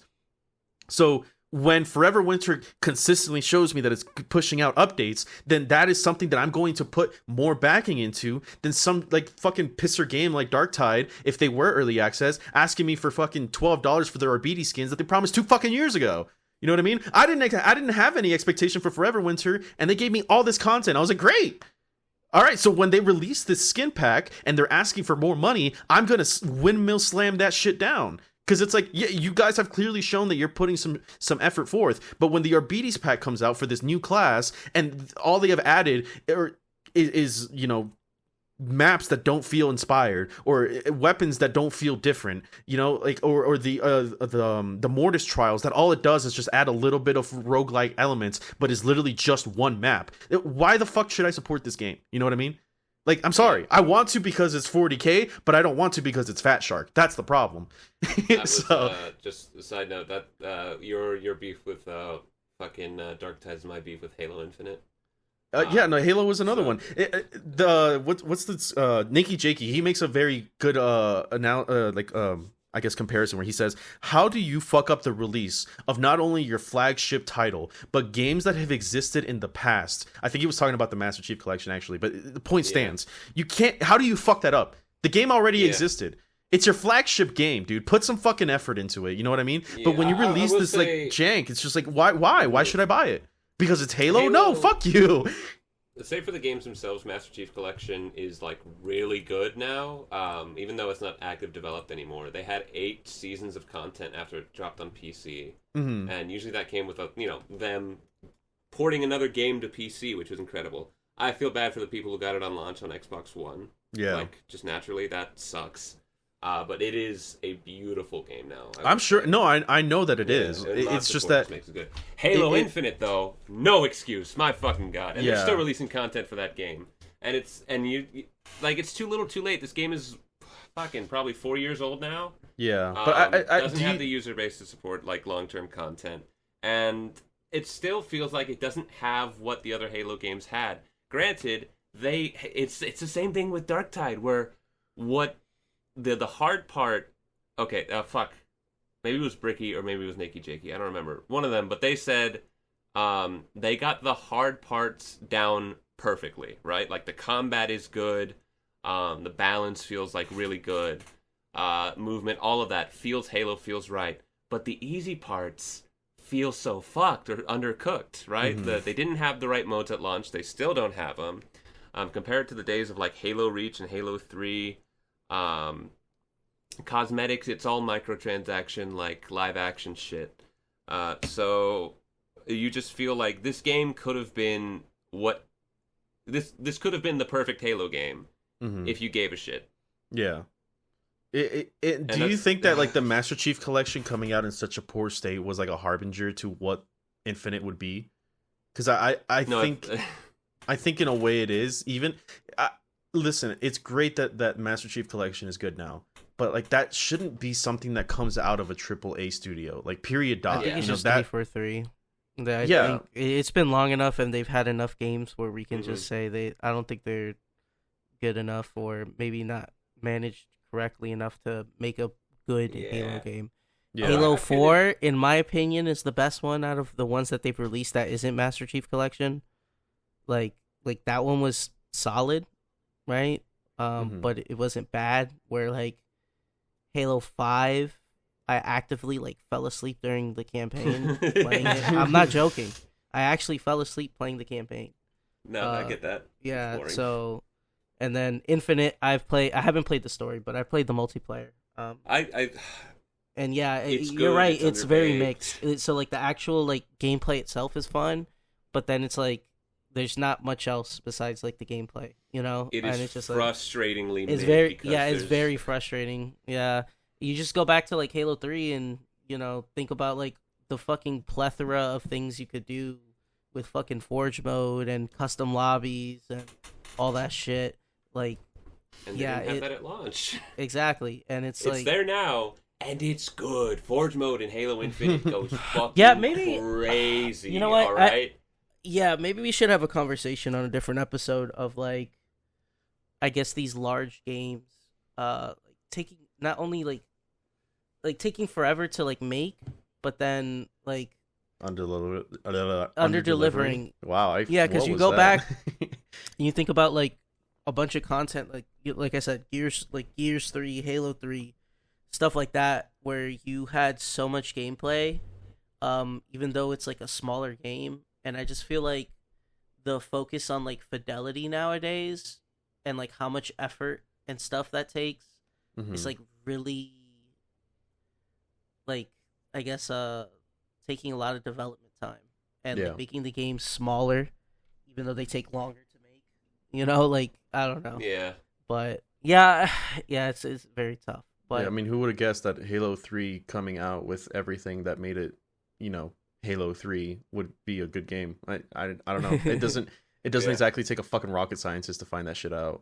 Yeah. I still, to this day, think Halo 3 is probably one of the best games ever released, like, from launch. Yeah, the crazy part is that I've never fucking played a Halo, like, through.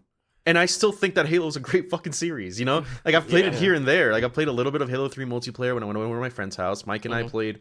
like half of Halo 2 when we were at your place one time with the remaster, and I was like, it's an alright game, but like I can see why people like it, you know what I mean? Same with like Gears was like a game that I played. I think I played the first 2 and half of 3, and I played it all in one night because I was just having fun with my friend next to me, and then it's just like, wow, you would imagine that like re-releasing the game just as it is would be good enough, you know what I mean? But then I heard that the collection has its own slew of problems, so... Yeah, well, speaking about missing games, let's talk about the petition to stop killing games. So, Alex, you want to...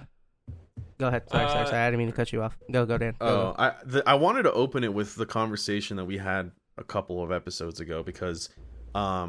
I remember, like, when I first saw that petition, I was like, I mean, yeah, this seems fine, but, like, it also kind of just, like, whatever, you know what I mean? Like, to some extent, I kind of feel like when a game is dead, and, like, you should just move on, right?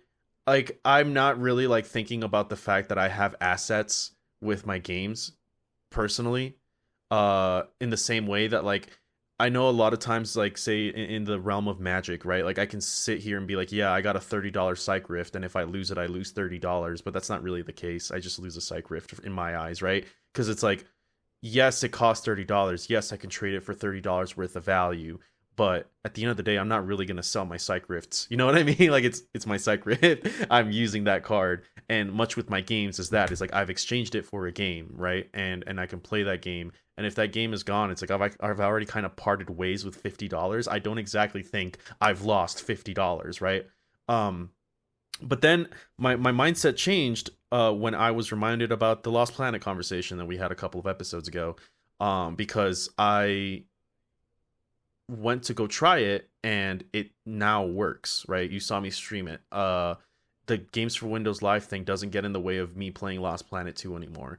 And while I wasn't exactly like, itching for years trying to play Lost Planet 2, it was nice that I could just crack that game open again and play it. And then I was reminded of, like, when I go on deployments, whenever I try to open up Steam, obviously I'm in the middle of the desert. I can't just, connect to the internet in the middle of the fucking Sahara. And Steam would always tell me, hey, we can't verify your game files because you're not online. And I'm like, I literally just want to play Sekiro. Like, that's it. You know what I mean? And that's kind of maybe an argument for the always online thing, less than the stop killing games thing. But it kind of holds true that the fact that, like, if I buy a game, I want to play my game. You know what I mean? like I remember when I had a copy of Silent Hill, not Downpour, it was Silent Hill 5, the one where you play as the army vet. Like I just pressed the icon on my fucking desktop and the game ran. Like that's it. That is the beginning and the end of it, right? But now we're in this point where it's just like, if I'm in the airport and I don't have internet and I'm, stuck on a fucking 5-hour layover and I just want to play Nier Automata, then I can't do it because I don't have internet access because the airport isn't giving me internet for some reason. Or I can't play Lost Planet because Games of Wind of Lies is fucking me over because of this stupid goddamn service. And when I was playing Lost Planet 2, I was like, yeah, it's not like as crazy as I remember it being, but I'm still glad to know that I can crack it open.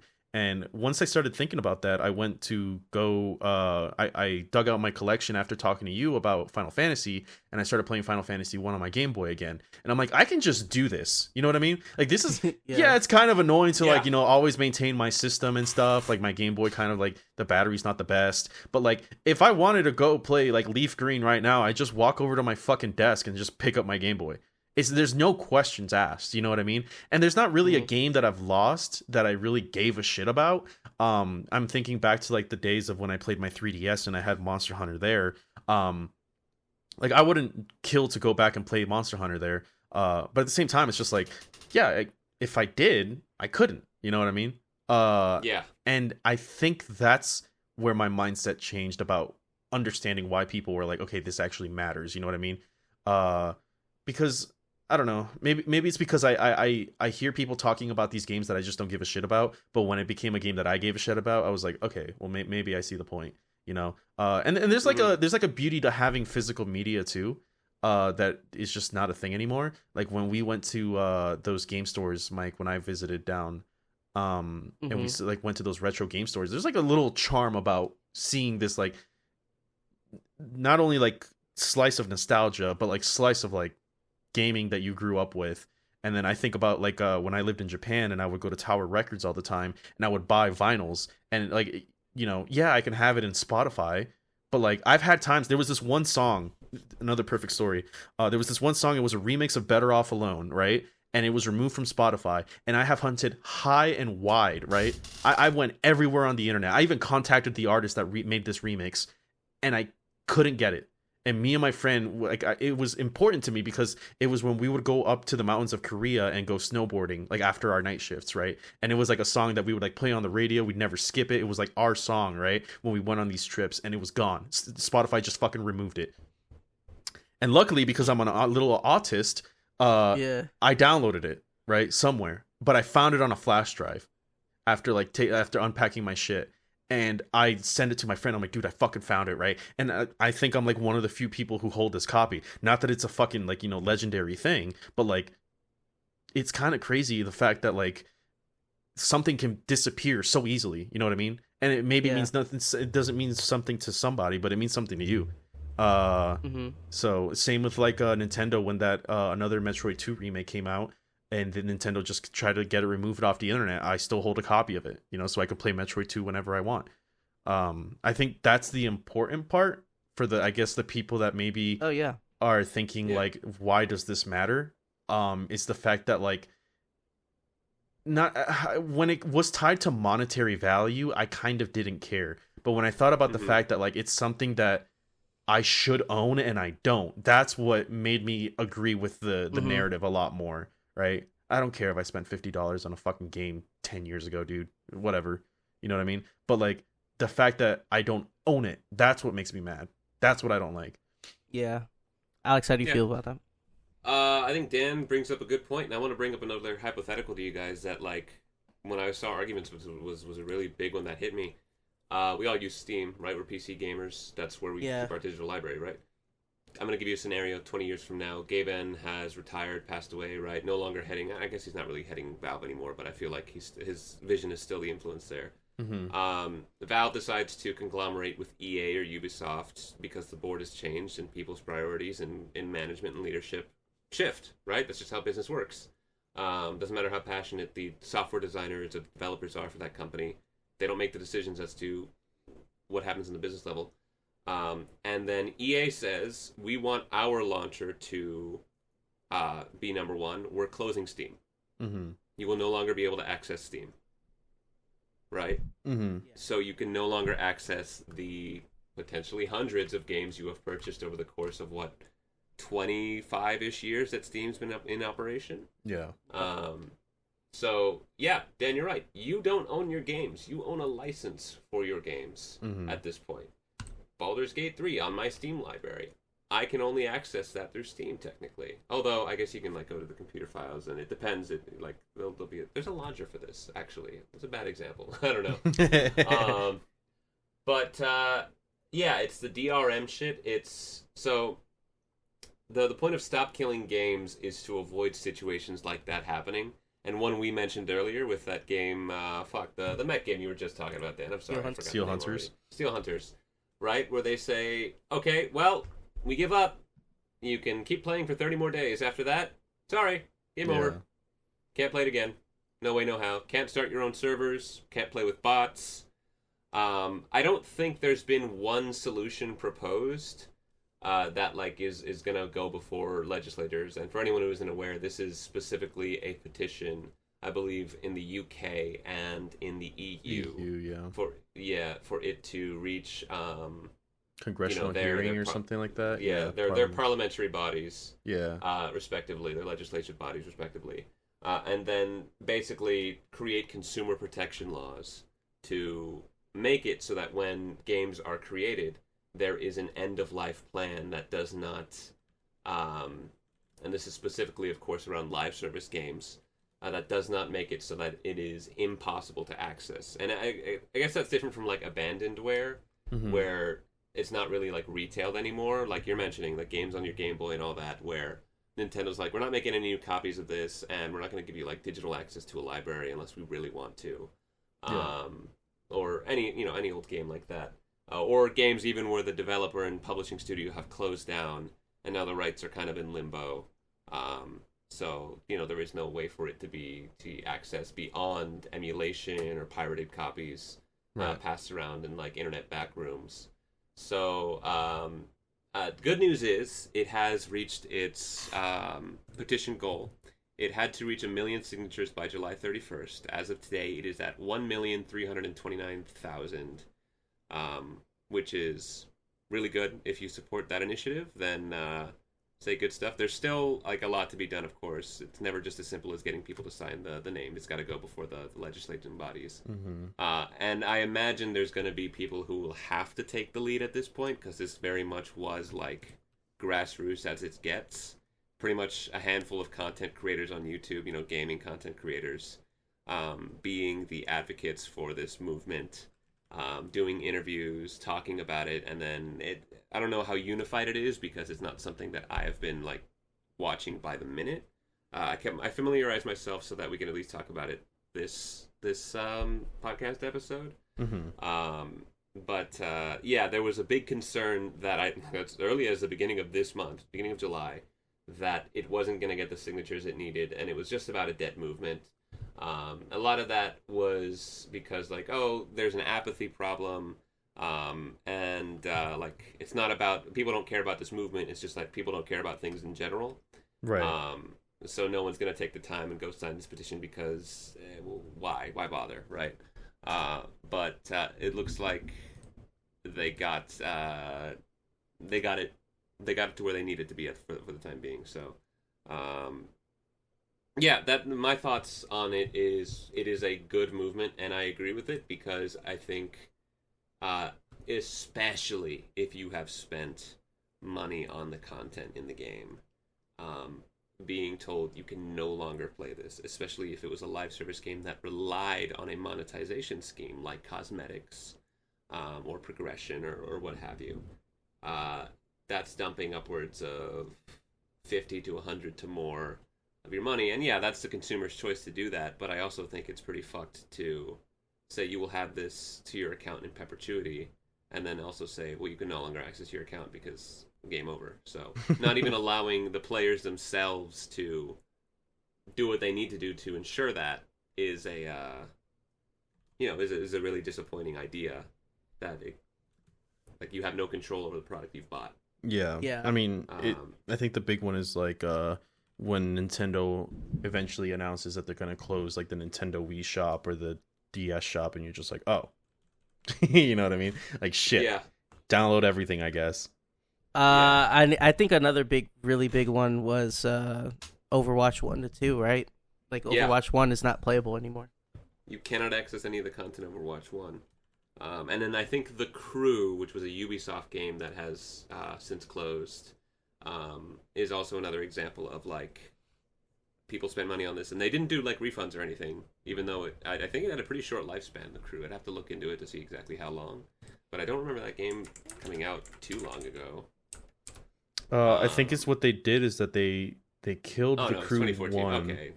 Yeah. They killed The Crew 1 so that The Crew 2 was the only game that exists.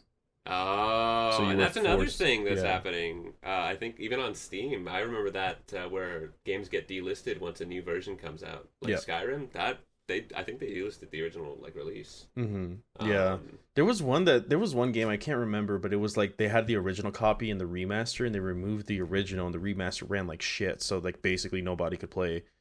I can't remember what game that was, but I remember hearing that controversy not too long ago.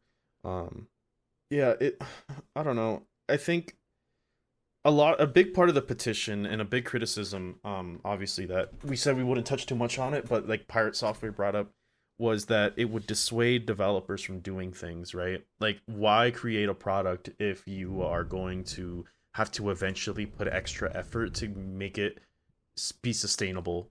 And I know that that's not what the petition was saying, but you know, I guess that's the kind of part that I don't think that's like that big of a deal. I don't think it's big of a deal, and and for me, I just kind of don't care. But that doesn't mean that it's not relevant. You know what I mean? Like, yeah.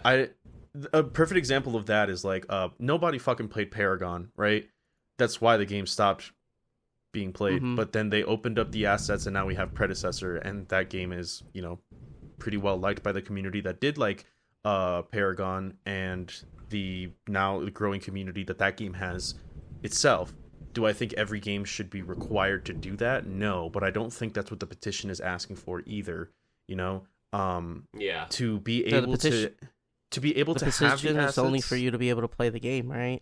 No, because, well, they're talking about having ways to be able to also give the assets or allow people to have servers that allow them to continue to play the game for something like an always online game. The criticism against that was being said, so the developers have to create an infrastructure to continuously support the game forever? And it's like, no, that's not the case. The players would have to do that. But the players have the option to do that. That's the difference, is the fact that, like, nobody had to make Predecessor, you know what I mean? But the devs of Paragon giving the assets to people, that is something that they can offer, and then people can build upon it. But if nobody does that, then whatever, you know, then the game is dead. All you have to know is that the option is there if somebody wants to pick it up. So when I was looking through the Steel Hunters sunsetting announcement, I saw somebody say, are you going to let the assets be available for the public? Because I think that'd be a very interesting way to develop the game outside of whatever the company that makes them. Do I think that should be a requirement? I don't know. I kind of don't care. I just don't want people to be like, yeah, we're going to strip your license. That's the part of the stop killing games I care about. I don't think that's part of their thing, though. No, it's nothing that specific. It not is to that have specific, an end-of-life plan. Yeah, right? It's some sort of continuity for the game in some regard that the people can pick up. For live service games so you can play the game you quote-unquote bought. Yeah, but this is for live servers specifically, because obviously if like fucking Tetris stops being supported, you know, you just play the end product, right? Is it like live service specifically? Because like for the sake of for the sake of continuity, yes. Mm-hmm. Yeah, like there needs to. It's around DRM ultimately, right? Mm-hmm. Requiring online access or online server support to be able to just access any of the content of the game. And I did see there was points touched out like, what counts as accessing a game? Can you get to the main menu? Okay, you have accessed the game. Yeah, like fucking Lost Planet 2, where you can make it to the main menu, but you're gonna get past anything else. Yeah. So the main point is that, like, don't leave people hanging just because either a studio closed or the studio moved on from the product and has no assets, desire, or any other reason to to touch the game, it doesn't mean that the people who bought the game should now never be able to access it again without having to go through, I guess, crazy, like, borderline illegal backdoors, you know, of emulating or making cracked versions. Yeah. And I think another interesting point is that, like, when support for a game dies, there is also the window, and this is maybe a different conversation, for, like, exploitation to start being more common. An example I'll use of a game I've been playing recently is the 2018 Star Wars Battlefront 2 by EA. That game is so much fun to play, and then a lot of people have started playing it again because I think Andor came out, and, like, general interest in Star Wars went up because of the quality of that show. But the issue you have is that, like, there's a 50-50 chance that every match you join, there will be at least one exploiter or hacker fucking with the game. And there's no way around that because no one's moderating it. Yeah. And then there's no active development to patch any sort of, you know, bugs or weaknesses within, like, the security of the game. So, like, why not let community members make their own servers where they can have it run by software that will do that? Or they can have, like, moderation access. And that note specifically, I'm going to call out EA because Battlefield 3 and 4 did that, right? In those games, you could still play moderated servers on by the community. And, you know, you're not going to really run into hackers or exploiters. If you do, then, you know, they can be removed by the people moderating that server community. I don't know why that wasn't something done in Battlefront 2, if it was an assets thing or maybe a Disney thing, but that would be speculation, so I'm not even gonna, like, go there. But, like, yeah, it's not even a new thing like that. That's an old example. Hell, early days of computer gaming were pretty much LAN parties and people running servers on their own, you know, computers. I'm thinking, like, back to Counter-Strike, Team Fortress, like, those games. There were official servers, of course, for people to play, but then allowing the community to be able to create their own servers so that essentially it never dies and they are hosting it on their own, like, equipment and dime is an existing model that you don't really need to, at least I would hope you don't need to go too much out of your way to be able to allow. I'm not a game developer, so I maybe shouldn't speak out of my ass there, but just there are solutions for this already, and the fact that developers would rather a game that and sympathy for these developers themselves, right? People who make the art assets, people who do the coding and the animations and put all the work in. I can't imagine they're too happy when an executive decision says no one's ever touching this game again rolls out, right? Like, you put work into that. Proud of it, not proud of it, whatever. The time you spent to create that product with your teams or by yourself or with whoever, knowing that no one's ever going to be access to that again, I get a bit sentimental to that, you know? So, yeah, end of life plan for games is the goal. Mike, do you have anything you want to say about it or want to add on to it? Yeah, I think personally, as somebody who likes to own physical copies of stuff, I do like having, like, the collection and everything. I mean, I think Dan's talked about it, but I have a PS2 and I like buying the physical games, you know, for PS2 and having all that stuff there and knowing I own it. Obviously that's not really the case anymore, especially with PC gaming. I mean, a lot of PCs now don't even have, like, a CD drive, you know. So, but it does suck that you don't get to own games like that because of DRM and, you know, a lot of this licensing bullshit when you're buying games and stuff. So I think it would be cool. Like, this is, like, a space that I feel like there's not a lot of consumer protection on. And I think it would be nice to have more protection for us on that end. Where it's like, okay, I bought this, I would like to be able to play it perpetually. And now all of a sudden, you know, there are games like The Crew or Overwatch where it's like, I can't access that game anymore. Unless somebody were to do something substantial and take a lot of their own time to basically get it to a working state where people can play it, right? Mm-hmm. Yeah. which is bullshit. I mean, another one example of this is Shadowrun, the Xbox 360 game. You couldn't play that game or play online because it was like off of like a service that isn't being used anymore, which was Windows Live Gaming, whatever it was called, right? Yep. Games for Windows. Games for Same Windows thing, like Live. yeah, the Lost Planet thing. Same thing with that game.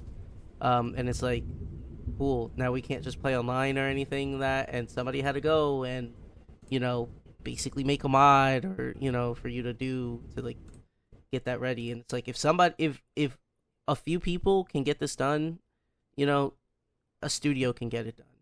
And it's like, people will talk about like, oh, but the extra development and everything, and like it will take time to like develop develop that stuff for like games that are already made. But once you're making it like when you're making a new game with that in mind, it doesn't. I personally, I'm trying to think if it would significantly increase development time if you add some sort of like peer-to-peer or lobby system, like server system where people can host their own servers, something like that. I'm trying to think if that would be like significant. And yeah, I don't know, correct me if I'm wrong if anybody wants to do that, but like I really don't think it would be that big of a change to do. But no, I don't think so. I mean, you have like fucking games like Quake, that came out fucking years ago that people still play on private servers on. Like so it's like I definitely wish I could sign the petition. That's one thing. Yeah, like I would have signed it like a long time ago. But unfortunately, not something that I'm capable of doing. But I am definitely in support of it, and I hope some actual good comes out of it, and like maybe things change. We'll see. I mean, things have changed, right? Like I think one of the major things that came out from like consumer protection laws because of like this process in the EU. I'm pretty sure like didn't they have some legislation on like loot boxes, and now they have to disclose like percentages, right, of what you what you can pull or whatever. It's the same thing with the lightning cables on Apple phones, by the way. Fuck iPhone users. Fuck you guys. But yeah, like, so hopefully this is one of those things where it's like, cool, we get something back from all of this fucking dumbass corporate greed. So yeah. And like you said, the solutions are pretty much already there, right? That we don't need to completely rewrite the games industry to do this. Just make a plan, I think, is what most people want to know, especially if it's like, here is a roadmap for all the content we're going to sell you over the course of 2 or 3 years. Okay, well, what's the plan after that's done? Don't know. Yeah. Don't care. Oh, we failed to meet our sales deadlines for orange skins of yellow cars. Fucking game's dead, sorry. Yeah. And that's not to say that, like, I guess putting, like it's not an effort of, like, putting this stuff in there. It definitely is, but I don't think it's, I think, I read some headline and read some of the article, not the whole thing, but I think, I forgot what organization it was, but there was some organization criticizing the petition, and I was like, I feel like this is such a weird take. Yeah. And they're talking about how it was like, anti-consumer, I think it was, and like it was some Video Games Europe, that's what it was. They took posted like an official position on it. Yeah, right here. Here's some of the claims. If private servers are allowed, they won't be able to moderate harmful content and enforce anti-cheat measures. Allowing players to run private servers would present significant engineering and architectural challenges due to the fact that they may be done with proprietary technologies and systems. Reputational harm. Allowing players to run private servers with online interactions possibilities could result in players using those games in ways that don't align with the game's company's brand values. Yeah. Okay. It's all bullshit. You know, it's just like, yeah, those are just bullshit. I mean, claims. then don't abandon your fucking game, especially when you're churning out shit after shit. That's the issue here. Especially the case is like if you're sunsetting a game, why does that matter to you? Like the game's gone, right? It's not your responsibility for any of this stuff anymore. Yeah, well, it's just a matter of also being like, you know, we're just gonna churn out slop after slop and not have to be held accountable for literally any of it because there's nothing that, you know, that once it's dead, it's dead. You know what I mean?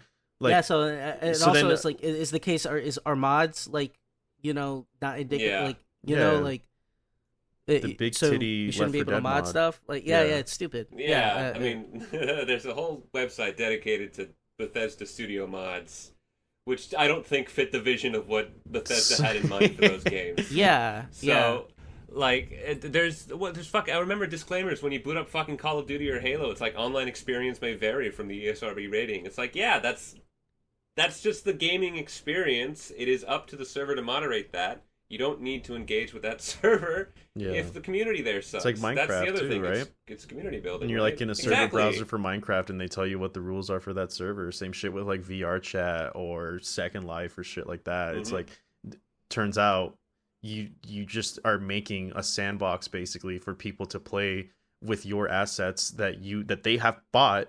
Right, let's make that point has to be cleared up. You have paid for X game, and now the live service is being sunsetted, and people are still able to do private servers with whatever the fuck they want to do with it. That's like the point. So yeah.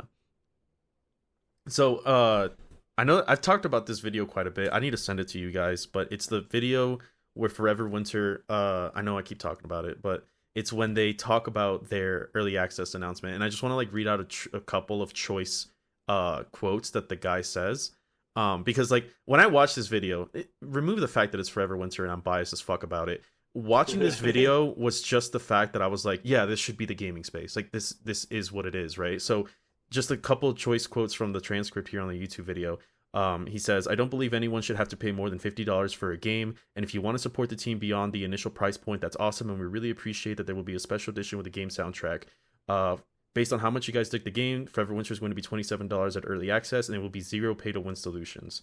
We will not charge you... the game will not be charged for maps, guns, and additional quests and new bosses. The nickel and diming shit is for the birds. We will charge for skin packs and sales. Will go to supporting the character team. Then he says... I remember growing up in the 90s where you can go to CompUSA and buy a copy of Command & Conquer for $50, and we hope to get back to that point in the gaming space. Let's see what else he says. Because he says a pretty good amount of stuff in this video. Right here. All right. Now let's talk hosting. Regardless of how many people play, you will always be able to play with your friends locally and via peer-to-peer hosting. We learned from the nightmare of some of our industry colleagues that games have gone through the past year. So that means no infinite loop matchmaking bugs and no flooded servers. You can just jump into what you bought. No matter what happens, you can buy our game, jump in, and rock and roll, even if it's solo. Then he says, now on the more somber note, these past few months, we've lost Spec Ops The Line, Project Boundary, and now they're shutting down the Battlefield 3 servers. On this never-ending quest for profit, they are closing the gate on some really special games that inspired us. Now games cost more to develop ever than they have. That means risk mitigation is priority 1, 2, and 3. Remember, it is not their fault. This is a product of their environment, and this is why this year has been so inspiring to the crew developing this game one ammo belt at a time. Like, watching that guy say those videos, like, while, you know, basically starting his own game, it's just kind of like, yeah, this is why I want this game to succeed. Because if somebody has this vision, then the gaming industry is only ever going to change from the inside, I think. We can sign as much petitions as we want, but until a studio is paving the path forward back to a time that is more respectful towards customer base, I think that's when we will see change. That's why this is where the whole voting with your wallet part comes from, you know? I don't think that like boycotting is very effective in the sense of like, don't buy the new FIFA game because it's EA just reprinting the slop. Somebody's gonna buy it and they're gonna make money off of it. But I think whales, man. Right, but I think that bolstering a game studio that is actively trying to go against that trend, that predatory trend, is a better way to make change than to not give the multi-million-dollar company that is sustaining itself a little bit more money. You know what I mean? Like, bolster the studios that you want to see succeed. I mean, hell, that's why Riot was so successful too, right? Like, let's think about Riot. You were able to buy every champion with Blue Essence when the game first started back in Season 3. I never had to pay for any of it, you know? And that's what made me pay the game so much. And then, you know, go 10 years later, and now they were talking about that whole fiasco about removing the Hextech crates, you know what I mean? And it's like, now you are becoming the company that, like, people didn't want you to become, you know? Yes, you can still buy the champions for Blue Essence. It's a lot easier now more than ever. But, like, you are actively trying to take away things that you added for the players' benefits that was through them playing your game. You know, by them bolstering your numbers, by them potentially being a customer that can buy a skin because they're playing your game so goddamn much that they can maybe get a skin or two here that they can then argue more room to buy more skins since they are getting free ones somewhere else, right? You've gone from being the company that you can play the game and literally not have to spend a dime to being the company that has taken away the things that you've added for players to have more incentive to play your game to begin with. The only difference now is that you're like a multi-billion-dollar company. You know what I mean? So I don't know. It's I think that, like, the stop killing games thing is a good thing, right? Like, point blank, but it's very hard to get behind a petition because we've seen where those things go most of the time. You know what I mean? Yeah. And as much as I would like to see it succeed, I don't think that the solution is going to come from the player base, because the player base has always been critical of these things. It's going to have to come from the developers themselves. And I am typically not a fan of government regulation, especially how the Europeans handle stuff. But I know that at some point the foot kind of has to come down. I just wish that it didn't have to take the government to literally get involved. I wish that, but profits are green line up, bad line bad. So at some point you're gonna have to need somebody to step in that has a little bit more authority than just some fucking scrub who likes, playing some trash game. So it is what it is. I don't have the power to fucking hack my DS and play my old games, but the government can stop somebody from taking them away from me. So I guess that's the direction we're going to have to lean on if people don't want to be not predatory to the player base. I think it's got to be every approach, right? You need the people to say it, you need the developers to say it, you need the legislation to back it up, right? Mm-hmm. So, like, I don't think it's the worst thing in the world to take it to the government. We'll see where it goes. Yeah. They got to vote on it. They've got to decide how important it is. Is this ever going to see the light of day? And it's video games, right? Those things never really do well in, like, a government board. Yeah, because people are just like, what the fuck? We're worried about, like, oil prices. Right? But the process has been followed. We're going to see some follow-up by the rules that are set with those nations. And then if it goes through, if we get some headway, maybe there's some meaningful change to come about it in the games industry that people have been hoping to see for a long time. So I think we should, if we're on board with this, we should credit the content creators who have been working hard to boost it. I just really want to quickly shout out a guy I got a bunch of information on. He's apparently a big leader in it. Accursed Farms. Yeah, what's his name? Scott or something? Yeah, I think so. 2 Clicks Philip also had a pretty good little roundabout explanation about it that I really appreciated. Mm-hmm. And then any developer that's willing to speak up and say this is what needs to be the future for the industry. Plus, all the people who signed the petition, all the people who are willing to shout this out on social media in whatever way, or just tell their friends in their gaming groups, right? That's what's necessary if you want meaningful change in the games industry, in any industry, truth be told. But as this is a gaming podcast. You got to speak up, right? You got to spread the word. You got to talk to people. It's a social industry. It's a social hobby. So, say your piece. Even if you get clowned on a little bit, that's also part of the hobby. So, and I would say at least because I don't play that much AAA titles anymore. I think the last one I played was Monster Hunter, but that's because it's Capcom. But I mean, there was a time where I didn't buy any Capcom games because Capcom was actively shitting the bed. But I do believe in the sake of market competition, right? Which is why, as much as I am a Warhammer fan, I do have very, very heavy criticisms on how Warhammer loves to abuse its customer base. And that's why I like to push Trench Crusade, because their shit is cheap, their shit is accessible, and they don't have two ways about trying to fucking tell you that you can't play their game if you're not using their official models, because they're against 3D printing. They actively support it, and they make STLs for their models so that you can 3D print them if you're interested enough. And I think that that's an approach that kind of like is a little bit comparable to this, where instead of like saying, no, you have to buy our $80 fucking robot, you instead can be like, oh, do you want to 3D print them? Then it's going to be a little cheaper, saves us money because we're not having to ship shit and make it for you. But if you don't have a 3D printer, then you can use that. And if you really don't have anything, then play our game with whatever models you want, so long as the base size is correct. Because if you enjoy this game, eventually you're going to fucking support it, right? That's what happened with me when I was playing League. I didn't want to buy skins until I played the game so much that I felt the need to buy a skin. You know what I mean? Because I grew attached to the game. And I think that, like, in some regard, I want developers like Fundog that makes Forever Winter. I mean, hell, it's not, I don't think his name is Toby Fox, but the guy who makes fucking Undertale.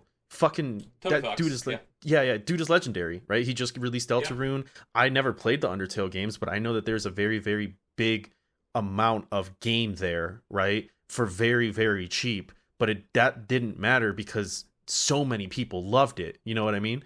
Like, that's the important part there. People, kind of like you said, the approach would be for companies, I think, for competitors in the developer space to come and kind of sweep people under the rug, or scoop people up and promote a business, I guess, structure that allows them to not feel like they're being fucking scammed, basically. And it sucks that to some regard these companies have to rely on platforms like Steam. You know what I mean? Because they can't make their own dedicated launchers, or it's very hard to get around and boost your game, just on like some random fucking blog or something. Like, Steam is the platform. But as far, I think that if Steam ever did like become a turncoat and start fucking games over, like kind of like you said with the EA example, that there would be a competition that would immediately pop up. You know what I mean? Yeah. I've seen it plenty of times. Does it always work out? No, but something eventually rises and does win out. Yeah. You know what I mean? Like I said, I've seen it in the Warhammer space with like tournament organizing websites like BCP fucking sucks dick. People are trying to make an alternative to that thing. I think at some point the people that are tired of it are going to become developers. Those developers are eventually going to push the good structure around gaming, and I think we are seeing a little bit more of it now because indie games have been popping off like fucking mad for the last 5 years. Yeah. So it's going to get to a point where companies are going to start looking at these indie games that are very, very successful and trying to emulate them, kind of like we got with the PUBG thing, right? Where like PUBG was just a little shitter game, and then now everything is a fucking battle royale. And they set the way forward for that. All right, well, that was a lot of fun. Really, a lot of really cool insight, or not insight, but like discussion on early access games and the Stop Killing Games initiative there. Well, you guys can follow us on our socials with the tag @thebonfirenexus. Email us with any questions or any topics you want us to discuss or anything. With email thebonfirenexus@gmail.com. Leave a like, comment, look out for our next episode. So that will be it for tonight. Have a good one. Bye. Later. Bye. Bye.